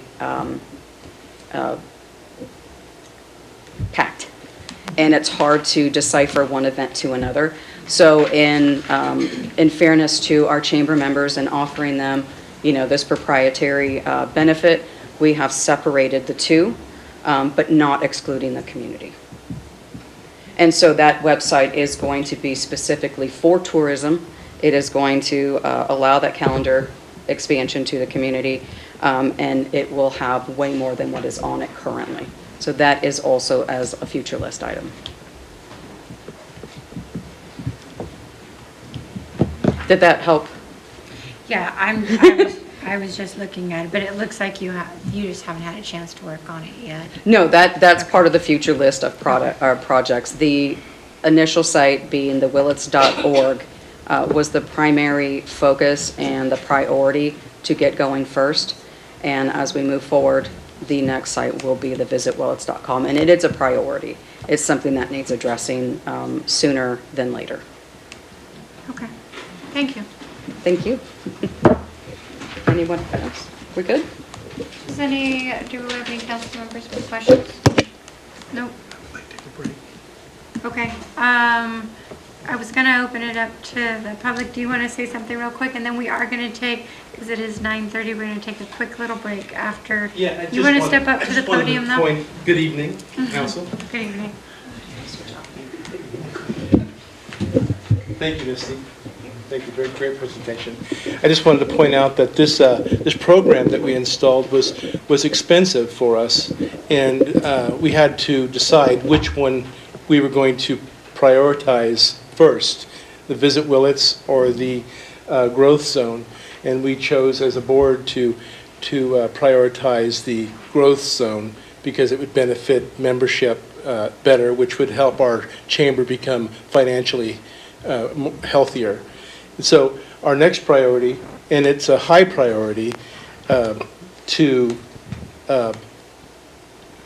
rebuild Visit Willits. And we're very fortunate to have somebody who knows exactly how to do that. And they also have a business that builds websites. So we're very fortunate to have Misty and her husband that are in our corner to build these websites for us. So it is a high priority. I get what you're saying. There needs to be an instrument in place for the public to see what's going on, without a cost. I think the chamber would be stronger. Yes. The more it embraces community.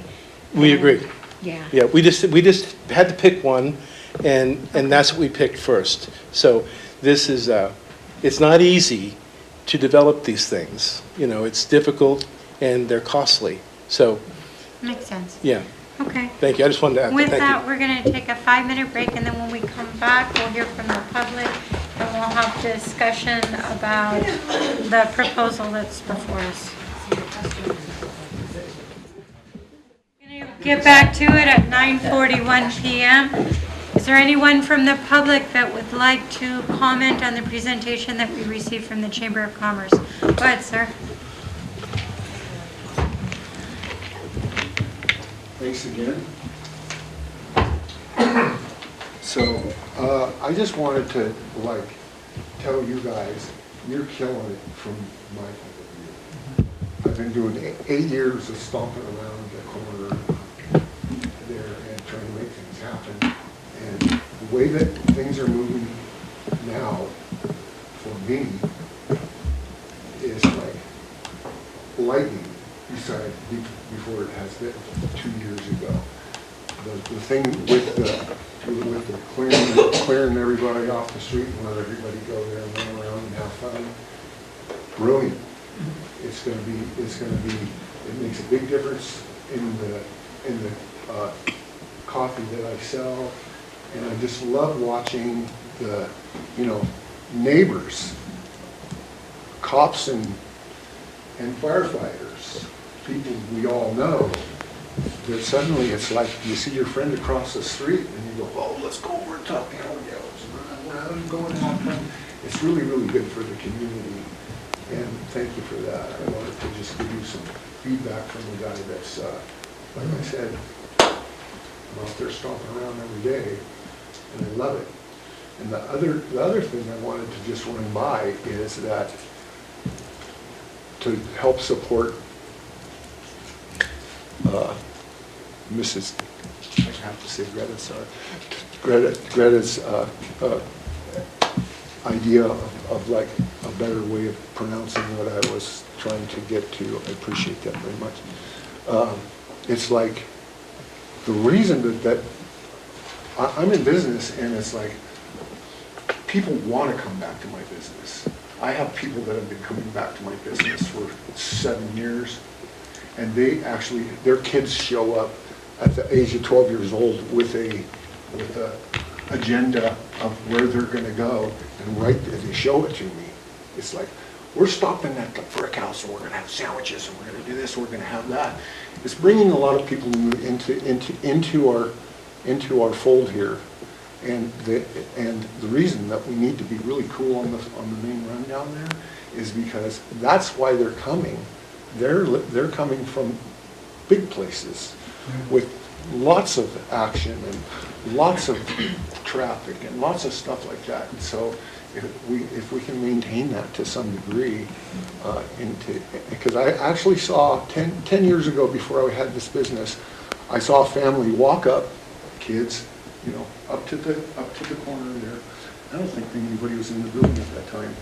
They went up and we looked like this, looked down that way, we looked down this way, and they looked down this way, and the old man said, "When's the train leave?"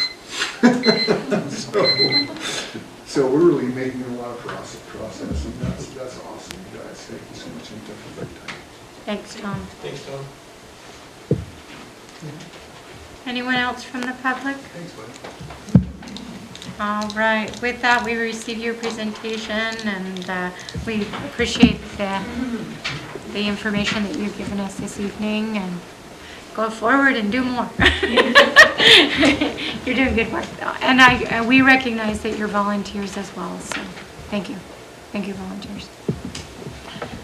All right, I'm going to turn it back over to you, Brian, to move on to item 8A.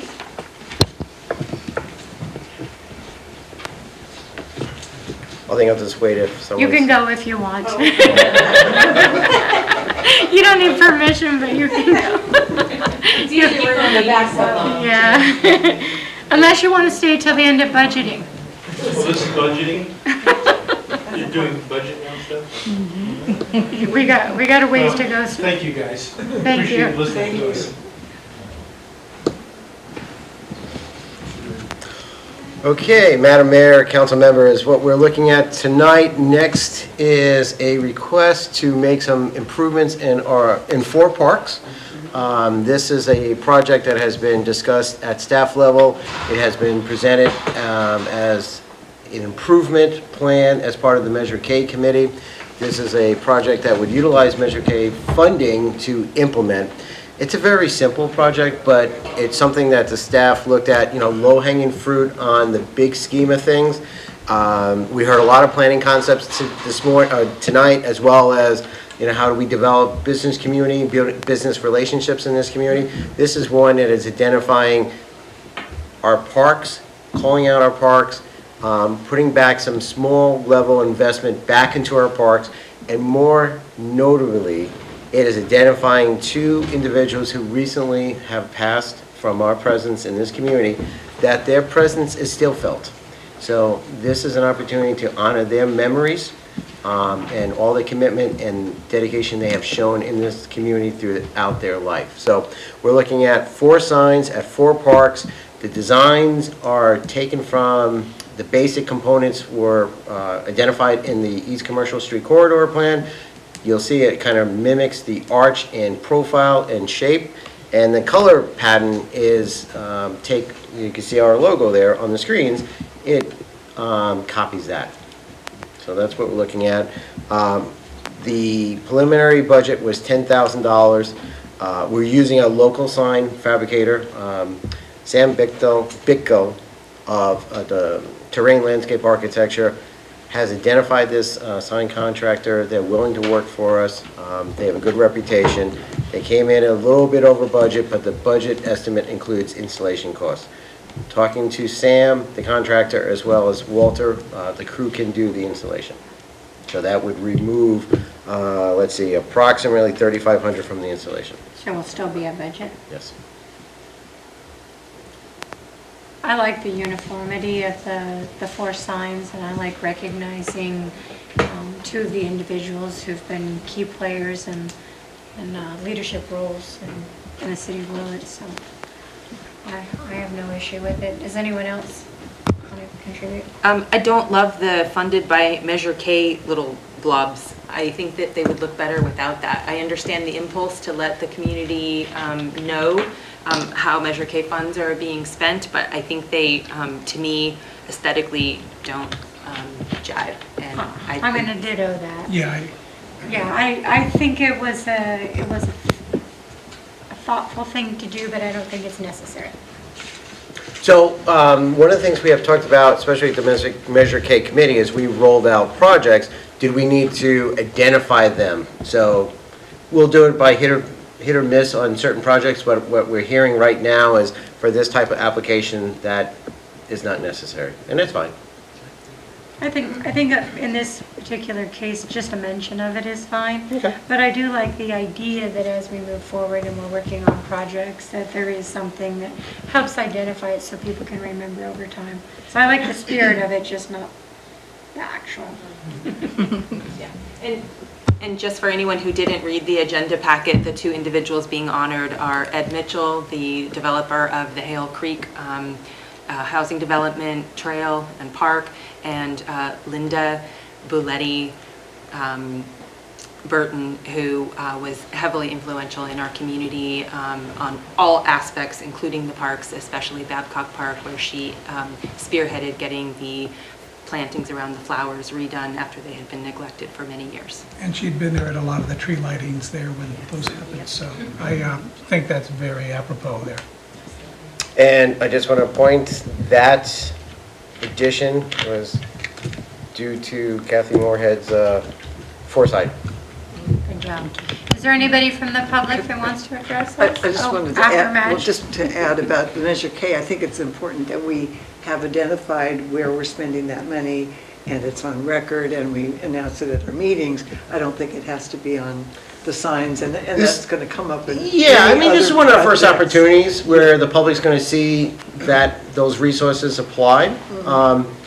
You know, we learn these things. We're moving forward. Can I just say one thing to staff?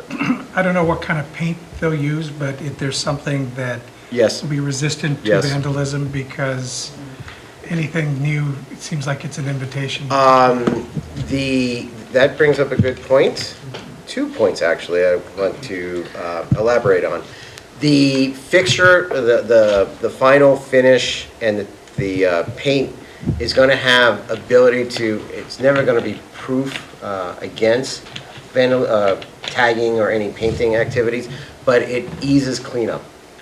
It's a non-stick type surface, so we can get those special cleaning prep materials that will remove the residue from the paint to the best of our ability. And also, what we have learned is that there's additional costs, and as we move forward with any type of signage or materials, this is a unique material that the sign company, since they're local, they have recognized. We still have wet periods, but the dry heat intensity is, it wreaks havoc with the material they've used in the past. It is prone to cracking and fissuring, so this is a much more stable material. Good to know. Anyone from the public? All right, hearing none, do you need a motion or a direction or? Motion would be Motion, okay. appreciated. I'm hearing none, I'll move. I'll second. Okay, good, I'm glad we got support. All right, call for the vote? Councilmember Connie? Yes, can I just say real quick, I think we were given direction by the city attorney last time to make sure that we're more clear in what our motions are, so we state them for the record. Yes. I was like, who? Okay, no, that's a good point. I guess since I made the motion is to spend $10,000 as budgeted to install identification signs at Babcock, Bud Snider, Haehl, and Recreation Grove Park with the design indicated in the agenda packet. Thank you. Councilmember Connie? Yes. Strong? Yes. Stransky? Yes. Gonzalez? Yes. Mayor Rodriguez? Yes, thanks for keeping me on track. Thank you. And I just want to get off topic here a little bit, or off the roadmap. Talking about vandalism at the park. From extension of last council meeting, thank you to the two individuals who stepped forward and put their name basically where they expressed concerns at this meeting. They are being volunteers. They are brought in, they are watchdogging the restrooms, they are locking them. We have also worked with the police department. They're working with us on the weekends. We are integrating new locks and doors to kind of do a passive security system. But thank you to the individuals who said that they, not only that they said it at this meeting, they came through. So, good. We'll have to personally thank them when we see them. That's wonderful. They were told not to get into any conflicts. Sierra would not like that. Okay. All right. The last item here, 8C, basically it was just going to be a rundown of the various capital improvement projects that are ongoing, and I will turn that over to Walter. He has been working with the contractors on a daily basis. Madam Mayor and council members, yeah, I'm just going to give you an update. We have quite a few construction projects going on right now, as you can see, all over town. The first one, I'll start with the 2023 pavement preservation project. That was primarily focused on road improvements on Boscobel, South Lenoir, and Bechtel. We are at 85% completion on that project right now. We're working with the contractor to finish up a small punch list, and then we're identifying the last section of the project, which is dig outs and paving improvements on Bechtel Road. We expect to have the job closed out by the second or third week of September, and that one will be complete. The 2024 pavement preservation project is also started up a little over 2 weeks ago. One of the primary focuses on that was to have the least disruption to the school as they started on August 19th. The crews were able to get in over 400 feet of concrete sidewalk, curbs, and gutters before the school opened, and at a pretty critical intersection of Locust and Haehl, where there were 88 new crosswalks put in. They were able to do that. The schedule going forward, the first week of September, crews from Argonaut will be grinding the roads down at Locust and Walnut, grinding those down, putting base in, and getting them prepped for paving. The following week, they'll be working at Blosser, doing the same thing, prepping for paving. That section is from Highway 20 to Franklin Street. And then the third week of September, they're bringing in large crews, and they will be paving all those sections. They'll be paving Locust, Walnut, Blosser, and dig outs on East Commercial. So by the last week of September, all those areas will be paved, and we'll probably be at about 85% completion on that project. And they'll be buttoning up drainage issues and stuff, and we'll be done probably mid-October with the 2024 pavement preservation project. The other project we're working on is one of the bigger ones, water main and sewer main replacements that are going on West Van, Muir, East Van, State Street, North Street, Madrone, South Magnolia, and East Commercial. And this is replacing sewer lines and water pipes, water mains that have been, they're the oldest ones in the city. It'll be taking care of nearly all the old lines we have left and everything in our system. That one is going well. They just finished up sections on West Van and Muir. Tomorrow they start on East Van, and they'll be making very quick progress trying to get through this project and get it done within the next couple months. So those are moving ahead too. So, and then we have one other project that is not funded by the city at all. It's by the state and Caltrans. It is the fiber project that you see they're working on. They're doing the boring under the road. We had the groundbreaking last week.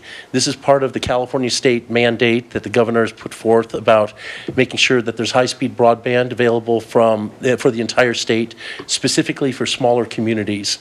And we were chosen as one of the first to get the line here. It is part of a larger trunk line that goes from up in Arcadia, where it comes across the Pacific Ocean. It'll go south through our community and goes all the way down to hubs in San Jose and LA. So this project will be done in 25, and then at that point, all the communities will be able, through various mechanisms, tap into that line and have high-speed internet for businesses and individuals here. They're working here from the north end of town down to Highway 20. They'll be here another 2 to 3 weeks buttoning that up. They're doing underground boring to lessen the impact and everything on the roads and such and everything. So they're trying to move through as quickly as possible. They've had a few hiccups where they hit hard rock, but otherwise they've been actually going quicker than expected. So probably maybe 2 weeks we should be done with that project. And that again is being funded by the state of California and Caltrans. It's not one of our projects. We just help oversee it. Yeah. Go ahead, Larry. I think this was one of the neatest things I have seen in a long time, the way that it digs and can be shifted over around things and whatever, and then to come up at one place and then to be able to grab it and not have a hole, just suck it through the thing and then in 6 months they'll go with the fiber, I guess. To it. Yes, they're putting the giant 6-inch conduit. Really interesting. If you get a chance to look at it, watch it. It's really a slick thing. I think you've already heard from me on this one. I'm pretty cranky about that project, and we did not receive any notification on Main Street, Yeah. neither our business or our neighbors. We had parking shut off yesterday from Commercial Street all the way to the JD Red House parking lot, and there were guys standing there smoking. They weren't working, they were just blocking all of our parking and looking like they weren't up to much. So it was very frustrating for the business community to not have a heads up. And, you know, we understand that it's a good project. We understand that it will create opportunity for the community. But as the city is so good at getting the word out to residents and businesses to warn them when there's going to be an impact, this did not go that way. And I really hope the city will give feedback to that contractor and to the state that if you're so-called helping a community, make sure you're really helping them and giving the community a heads up of what you're doing. Yeah, I've spoken with the contractor, and they've stepped it up, and they understand that they lacked in communications with them. We posted it on our website, but they were supposed to do community outreach and actually contact the business owners. And one of the things about you're saying about that they look like they weren't working, what the horizontal boring is doing, they're working on two separate ends. They're on two different ends. They have spotters going through. That's why the parking can't be there. It doesn't look like anything's being done, but the horizontal boring requires that there's nothing above it for safety reasons in case the bore drill comes up or something and stuff. So they are working at those two ends and stuff, but they're spread apart and everything while they're working. Yeah. Thank you. I do appreciate that explanation, and I will pass it on to my neighbors who were also wondering yesterday. Yeah. And I do appreciate that the city last night did post the update about the project. So yeah. I know that I was heard, and I appreciate you taking the effort. Just give them help. And we're hoping it's going to go much smoother and stuff. We expect it to. Yes. Yeah, it's lessons learned. We heard from the public. We were a little bit at their mercy, and we're getting back ahead of them. We, like Walter said, we thought they had a little bit better control on public release of information and coordination with property owners and business owners. What we're finding out, they didn't have that foothold where they needed it. We advised them and told them that was necessary. So we're working on it, but they are also trying to move through the congested portion of Main Street as quickly as possible within a safety window too. So yeah. Do you want to mention PG&E, Bechtel? Oh, yeah, we can talk about that.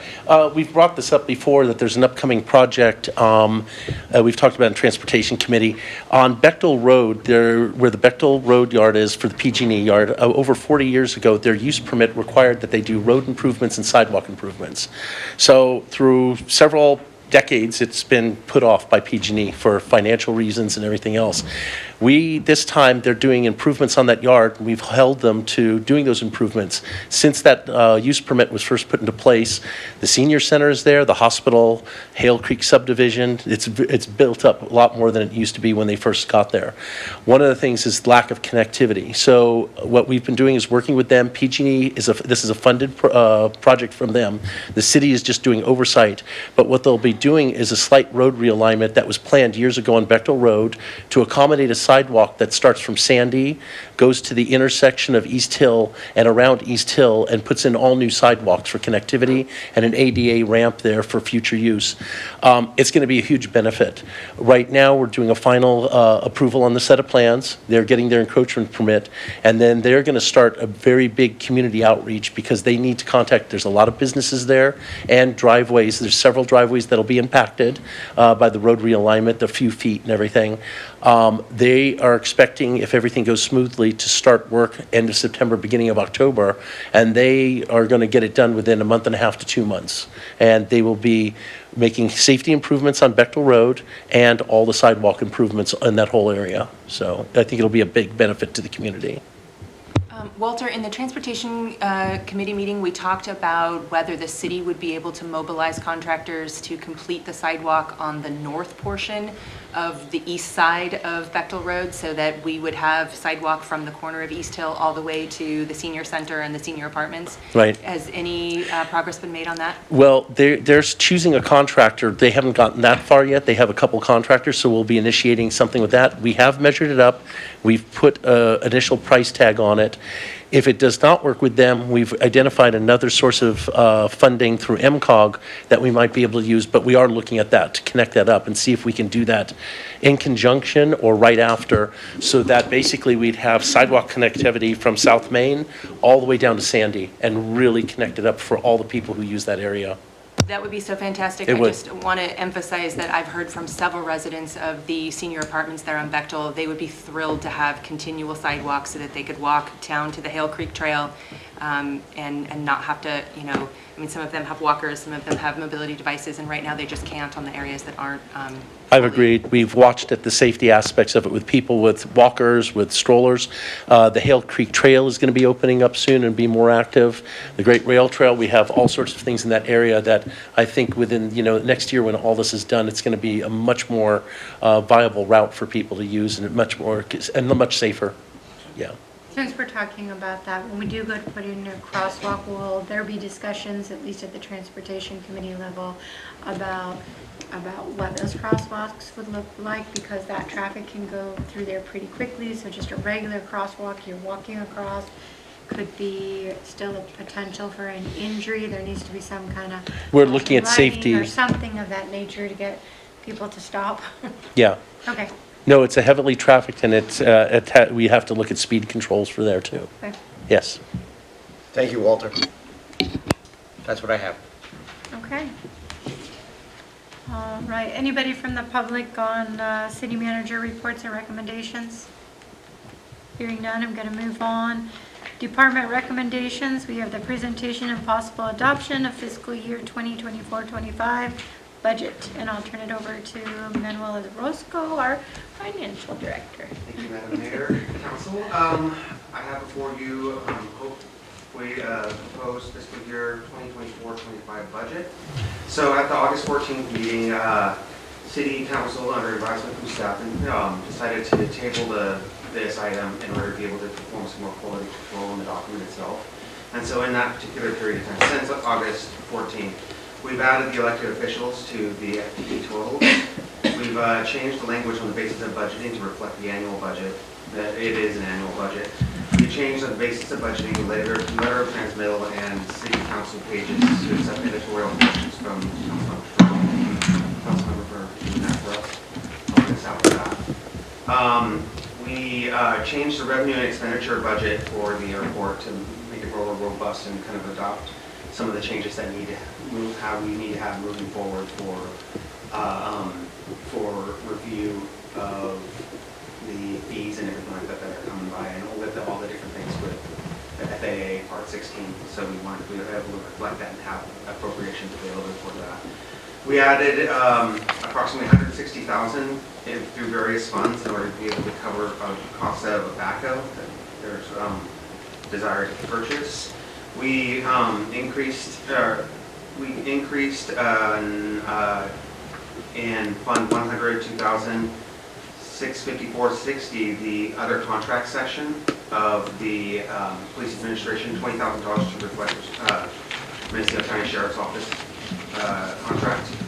We increased the administrative overhead of the administration to the sewer fund in order to be able to kind of cover more of the costs associated with administration and overhead. We changed the CIP to add Centennial spillway gates. We moved that from $800,000 to $600,000 to revise that project. We also increased the underground utilities project from $1,050,000 to $1.6 million. We adjusted the transfers in the budget page from 5030 to 4133 in order to be able to reflect the CIP amounts that were going to be transferred from the operational budget over to the CIP budget to cover the costs. And then after that, we removed the backhoe from the CIP section of the budget. Did you just say that you changed the amount for the steel water line replacement from $1,050,000 from $1,050,000 to $1.6 million, utilizing operational expenses. Because I'm looking at the CIP budget and it says $1,050,000. That was its original before. That was the original that we probably didn't catch. Should have done that. There's the sewer added into it, and then we've been over on bids. That revised? I could revise that piece in the final draft. That revised increase reflects what the actual construction cost was coming in at with the bid estimate. Yes. Yeah.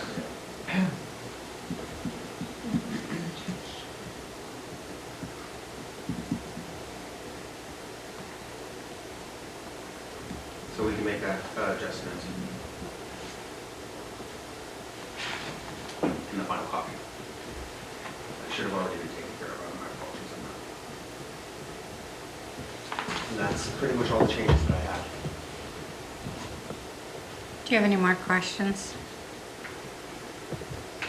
No, I just would like to make the comment that this has been a difficult process this year. I appreciate the just monumental amount of work that has gone into this. I know that Finance Department had multiple heavy lifts, working on audits, working on budget, working on Measure K. I understand the difficulties that your department has faced. I also understand from multiple sessions about this budget, from Finance Committee meetings, from Measure K meetings, that there have been changes made in how things are, where things are listed in the budget in order to help really track where money goes, and I completely appreciate that and support that. But when I look at the budget, I try to think of what it looks like to a member of the general public. And when I see big changes in numbers from one year to the next year, it makes me scratch my head, and it makes me think that members of the public are going to scratch their head and say, well, why did that happen? And in previous years, there have been significant amounts of notes that would explain big shifts and explain to not only the council but to the general public how we got to these numbers. And we don't have that now.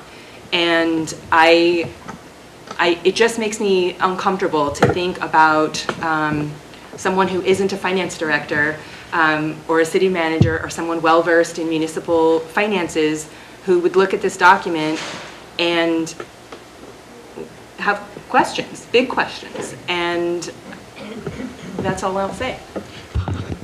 Yes? So I'm looking at the CIP, and I do see the 1.6 million in the budget. It's on the last page of the CIP. Yeah, the CIP. The tables. It's in the tables, yeah.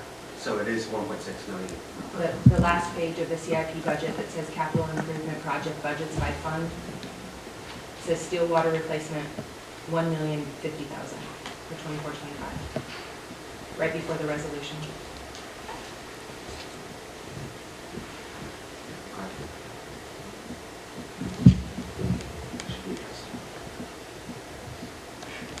I just wanted to echo what Greta said, that what I missed from prior budgets and is just that extra text, so that if a member of the public got on the website and wanted to go, why is that widget cost this? And it would say this. I understand you changed where some of the funds are going, but I really did like the text in the old days. It made it to where I could track some numbers, and I wasn't going to hold this up because of that this time, but I would probably want to see it next year. So, if I may address that concern, if the council so chooses, and it's your pleasure tonight to adopt this document as presented with maybe one or two corrections that could be identified, would you give us the opportunity to create a sheet of notes of tracking how the changes are made internally, and then basically present that as a supplemental document for your benefit, the public, and then we can attach it to this document? I like that idea, because a lot of the questions I had were the kinds of things that anybody who's looking at this cold, or as a layman, is like, how come last year it was 50,000 and this year it's 150,000? And a lot of it is just how we're accounting for things, and it's helping us be more able to track everything, but it just looks anomalous and people don't know why.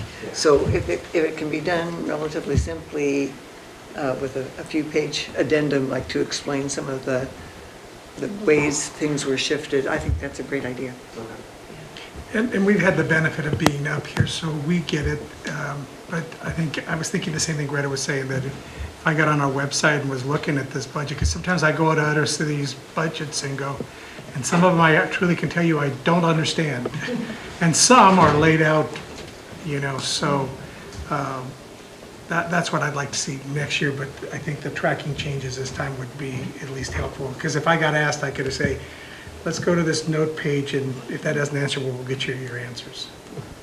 Thanks, Manny, and thank you for the work you put in. Thank you. I had a couple questions. Everything else? Okay. On the airport fund, I thought that we were running in the negative, and we just recently increased some rates. But I saw that the airport fund looked healthy and producing a positive number. So, Herculean effort on Kathy's part in order to be able to find funding, like that from different various avenues, from FAA funding, grants, and a couple of other items too, places that we were able to draw down on and gather money to help shore up the amounts that were in the airport. So, but those are all one-time fundings and everything like that. We still need to look forward to looking at our rates and things and do an assessment so that we make sure that that fund stays in the black. We were able to locate some outstanding grant reimbursements. We closed out grants, so that's what we're looking at. These were projects that were commissioned through the FAA grant process. They were completed. We were just a little slow in getting the closeout process. We have, and that's what that revenue is showing.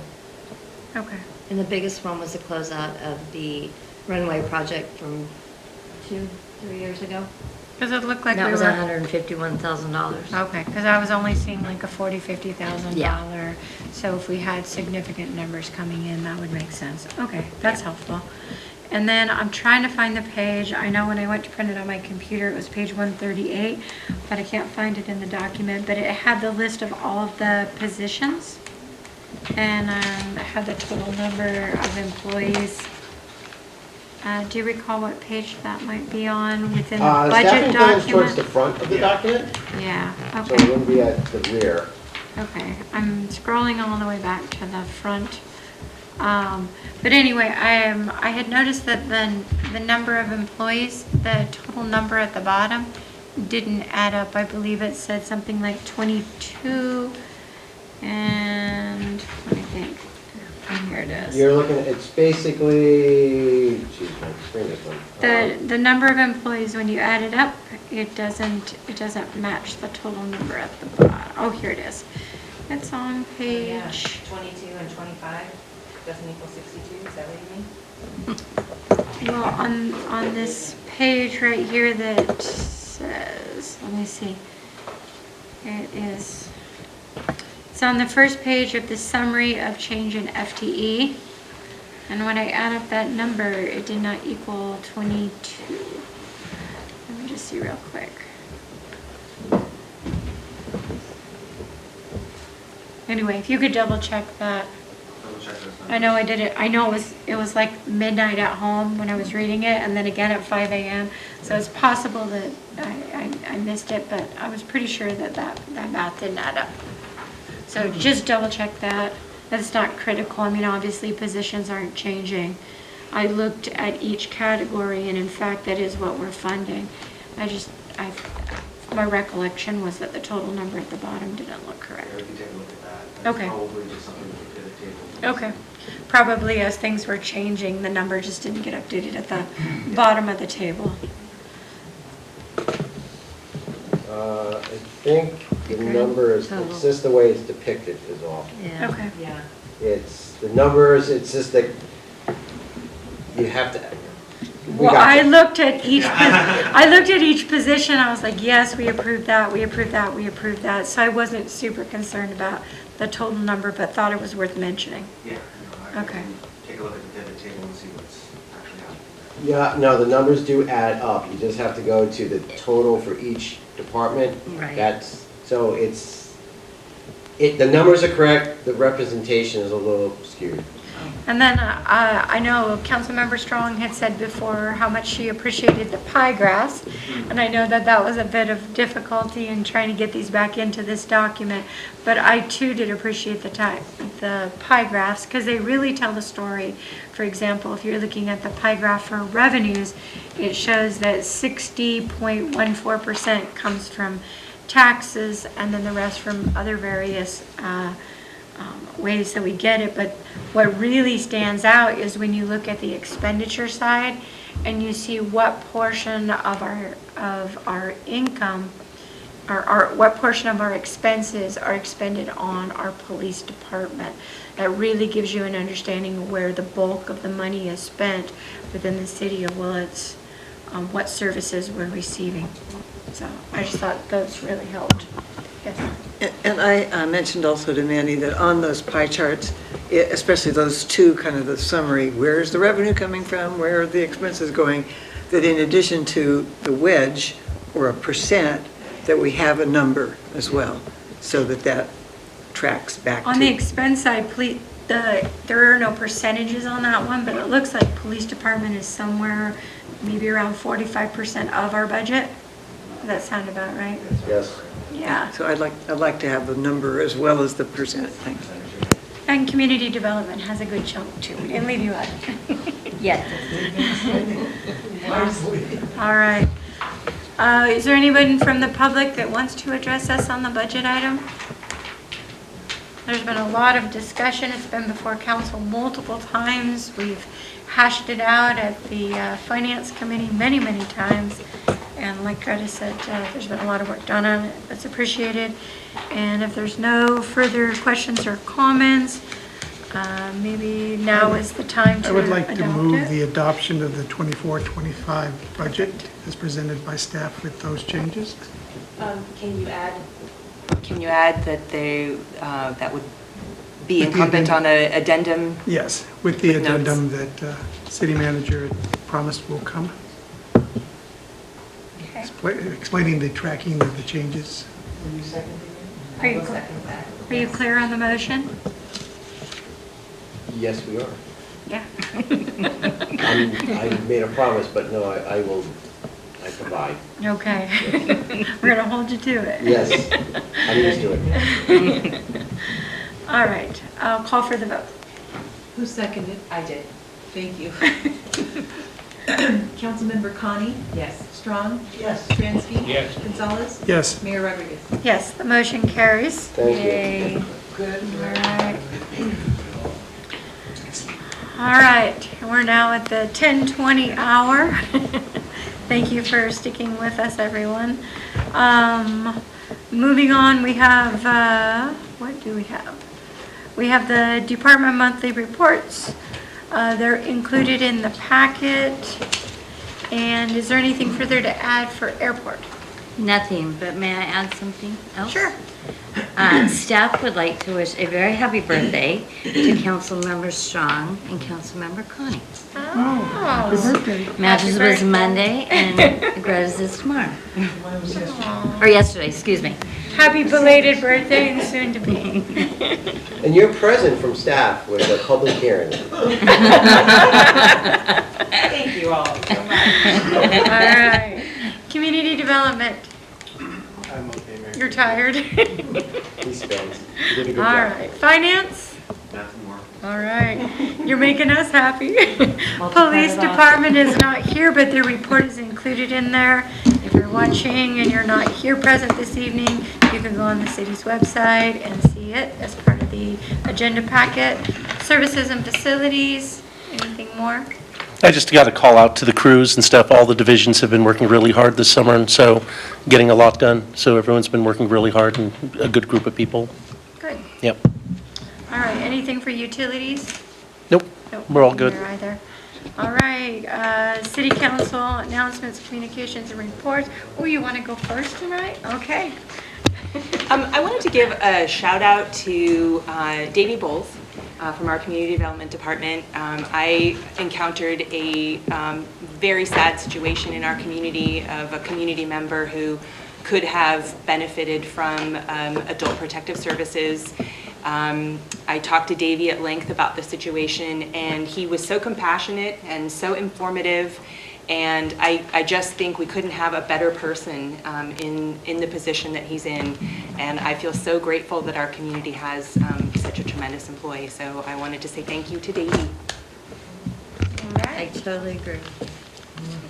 Councilmember Strong? Nothing official, I had one good enough. Stransky? Wastewater meeting for Jerry and I, and it went very long. Took, what, about an hour? It wasn't very, there was just a lot of nice stuff happen on it. And I just think it was good. And Jerry will come up with more stuff on it, but it was a good meeting. On that note, Walter, can you just, we were using the groundwater because we had an issue, and I'm assuming that's been resolved, and maybe you can kind of explain that, since we want to tell the public in the interest of transparency when we use the groundwater. Right, we document when we use it. It was used because there was a crack in the clarifier and water levels had gone down. We went to groundwater and it was good. It tests beautifully and everything, and we were able to do repairs, temporary repairs until springtime. And it's great that we have it as a backup supply. It gets used intermittently. Today we actually did testing, which we do on a routine basis, and make sure that the system is working well. It gets switched on for a few hours every so often, and it's all working fine. And it's a great backup and a resource to have. And we're staying far under the numbers that we're allocated. So, yeah. Just for clarification, with the clarifier. Yeah. One of the sequences where we had to use the groundwater was not due to the situation with the condition with the clarifier. We had the power outage. Oh, there was a second time too, threw our yeah. system a little curveball. So it wasn't purely a mechanical issue. Yes, the clarifier had a problem, but then when we lost power up there, the SCADA system didn't interact with all the systems properly, and we're tracing that down. We think we have that fixed. Yeah, there were 2 incidents, that's true. And that was through the phone lines and when the power went down. And we've been trying to figure out where that glitch happened. But we were able to use it when the crew came in the morning. Water levels had dropped significantly overnight, and because of the power outage, and we weren't informed about it through our alarm system. So it comes in handy, and it's a great backup to have. And one more thing, without getting into big details, but Walter briefed us that they've increased our security measures up at the water plant. So for the general public, don't go messing around our water plant now. No, it's a secure facility. It's actually the most critical facility we have in our operation. But what happened, there was a break-in, and so we had to reassess our security. Someone cut through fences, cut through locks. It was significant. And we beefed up cameras, lighting, inside, outside, and different security protocols to make it even stronger. So, and the crew is very aware of maintaining, a presence there and making sure that if people who aren't supposed to be there, we document it and keep in touch with law enforcement. So, yes. All right. Okay. For my comments, for MTA, we had a meeting for a couple hours this afternoon before I came here. We're talking about security. MTA wanted to see how secure we were within the grounds as well as on the buses. And so we invited TSA to come and do an analysis of where we're at. And we found lots of opportunities to increase our security. So that was really helpful, both for the drivers on the bus, who are actually the most at risk, but also for the plant itself, where we do the maintenance and administration and such. I also brought up at the MTA meeting that I've heard from several people about why, when they're within the Willits city limits, can't they pull the little, within the buses, there's a wire that runs along, and when you want the bus to stop, you pull it. Well, in Mendocino County, besides Willits, you can pull that string anywhere, and the bus will stop at this next safest place. But within the city of Willits, apparently there is an old ordinance or understanding that the buses are not allowed to stop. And that's in part because Caltrans used to own the whole corridor, but the other part was that the city also many years ago said that they didn't want the buses stopping anywhere. But what I'm hearing from people is when the bus stops are very far apart and you have to get off the bus and you've just went shopping and that's a long way. I'm sure we've all seen people walking down Main Street with groceries in hand, very heavy, and that can be a long 2-mile stretch. if buses can't just stop. So I said that I would advocate before the city council that we consider revisiting that policy, and that we also consider reaching out to Caltrans in our next opportunity to collaborate and let them know that we would like to be able to see our buses where there's a safe spot to pull over, just like in other communities, to be able to do that in our community. Well, don't let me ride the bus when I can pull the string finally. I might just stop everywhere. Are there, yeah, I don't know if anybody wants to give any feedback on that, but you would support that? I would like that too. Yeah. Good idea. Mayor, I Yes. wanted to announce that we have, one of our Measure K committee members has resigned. So we need to see if we can get some suggestions on who I can reach out to fill his position. No, actually, can you authorize us to put a notice out for a new member that will present Yes, names? and so the thought was is that we would put it out for a new member, but knowing that a new city council could potentially be seated, I felt that it was appropriate that whoever's sitting up here, since it's council who appoints the person on the Measure K, that it should be the new council that has the opportunity to appoint that individual. So any final decisions will wait until after election's over. Okay. Okay? Thank you.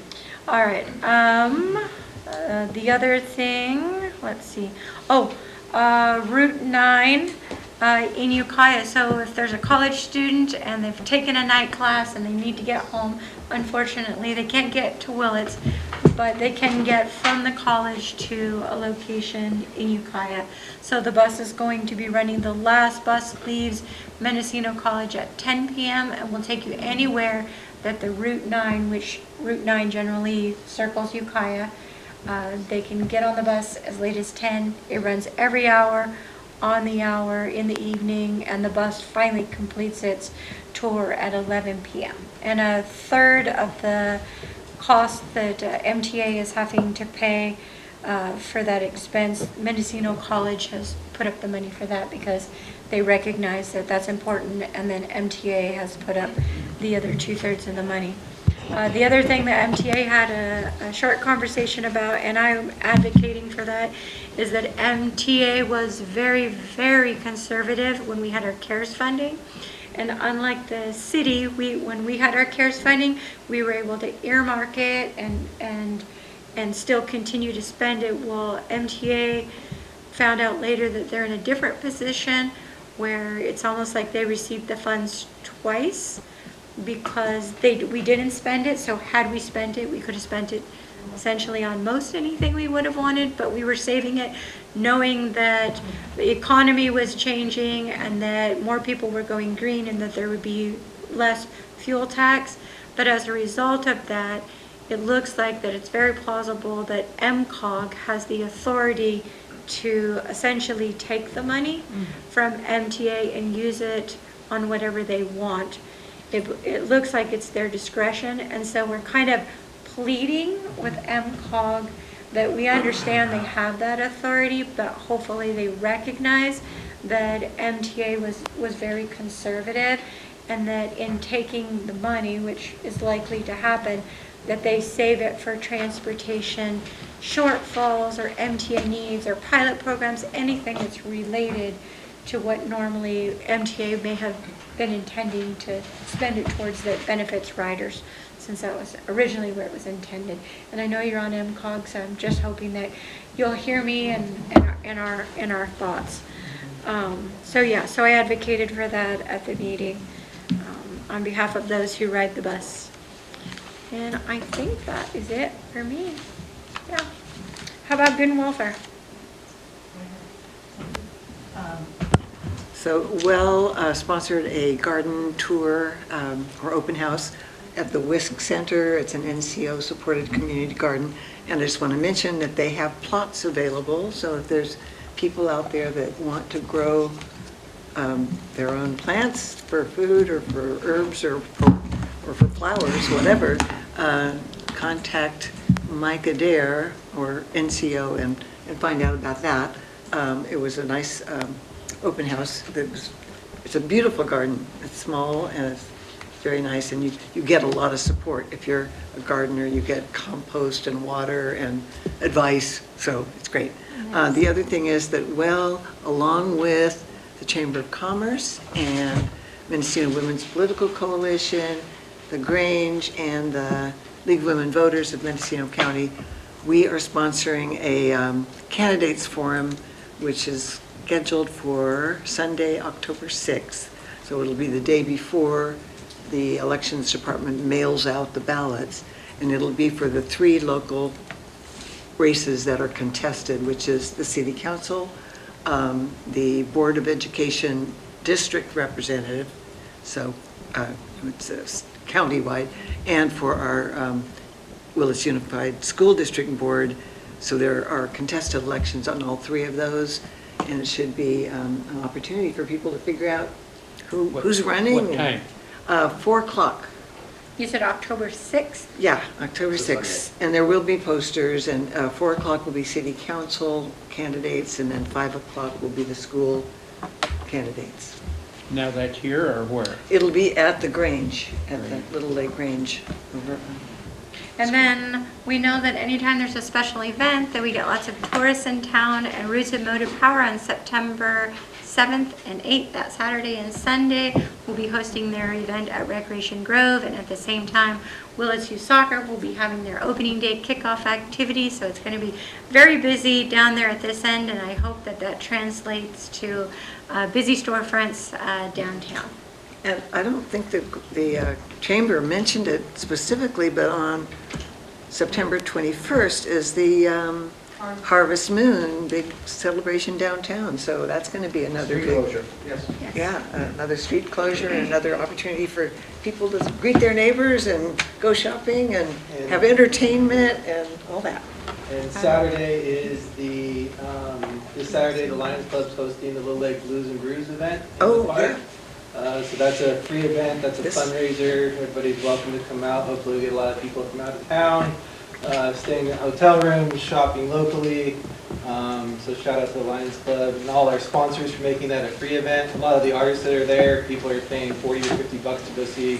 And you can come to Willits and see it for free. Okay, so people were asking me who's hosting that event because I wanted to become a vendor. So it's the Lions Club that's hosting the Blues and Brews. Good to know. I'll send them your way. All right.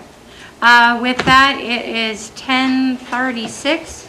We're adjourned. So, all right. And with that, open session is closed, and we will move to closed session. City Council is back in open session. It is just about 10:50, and there is no action taken in closed session. And this meeting is adjourned.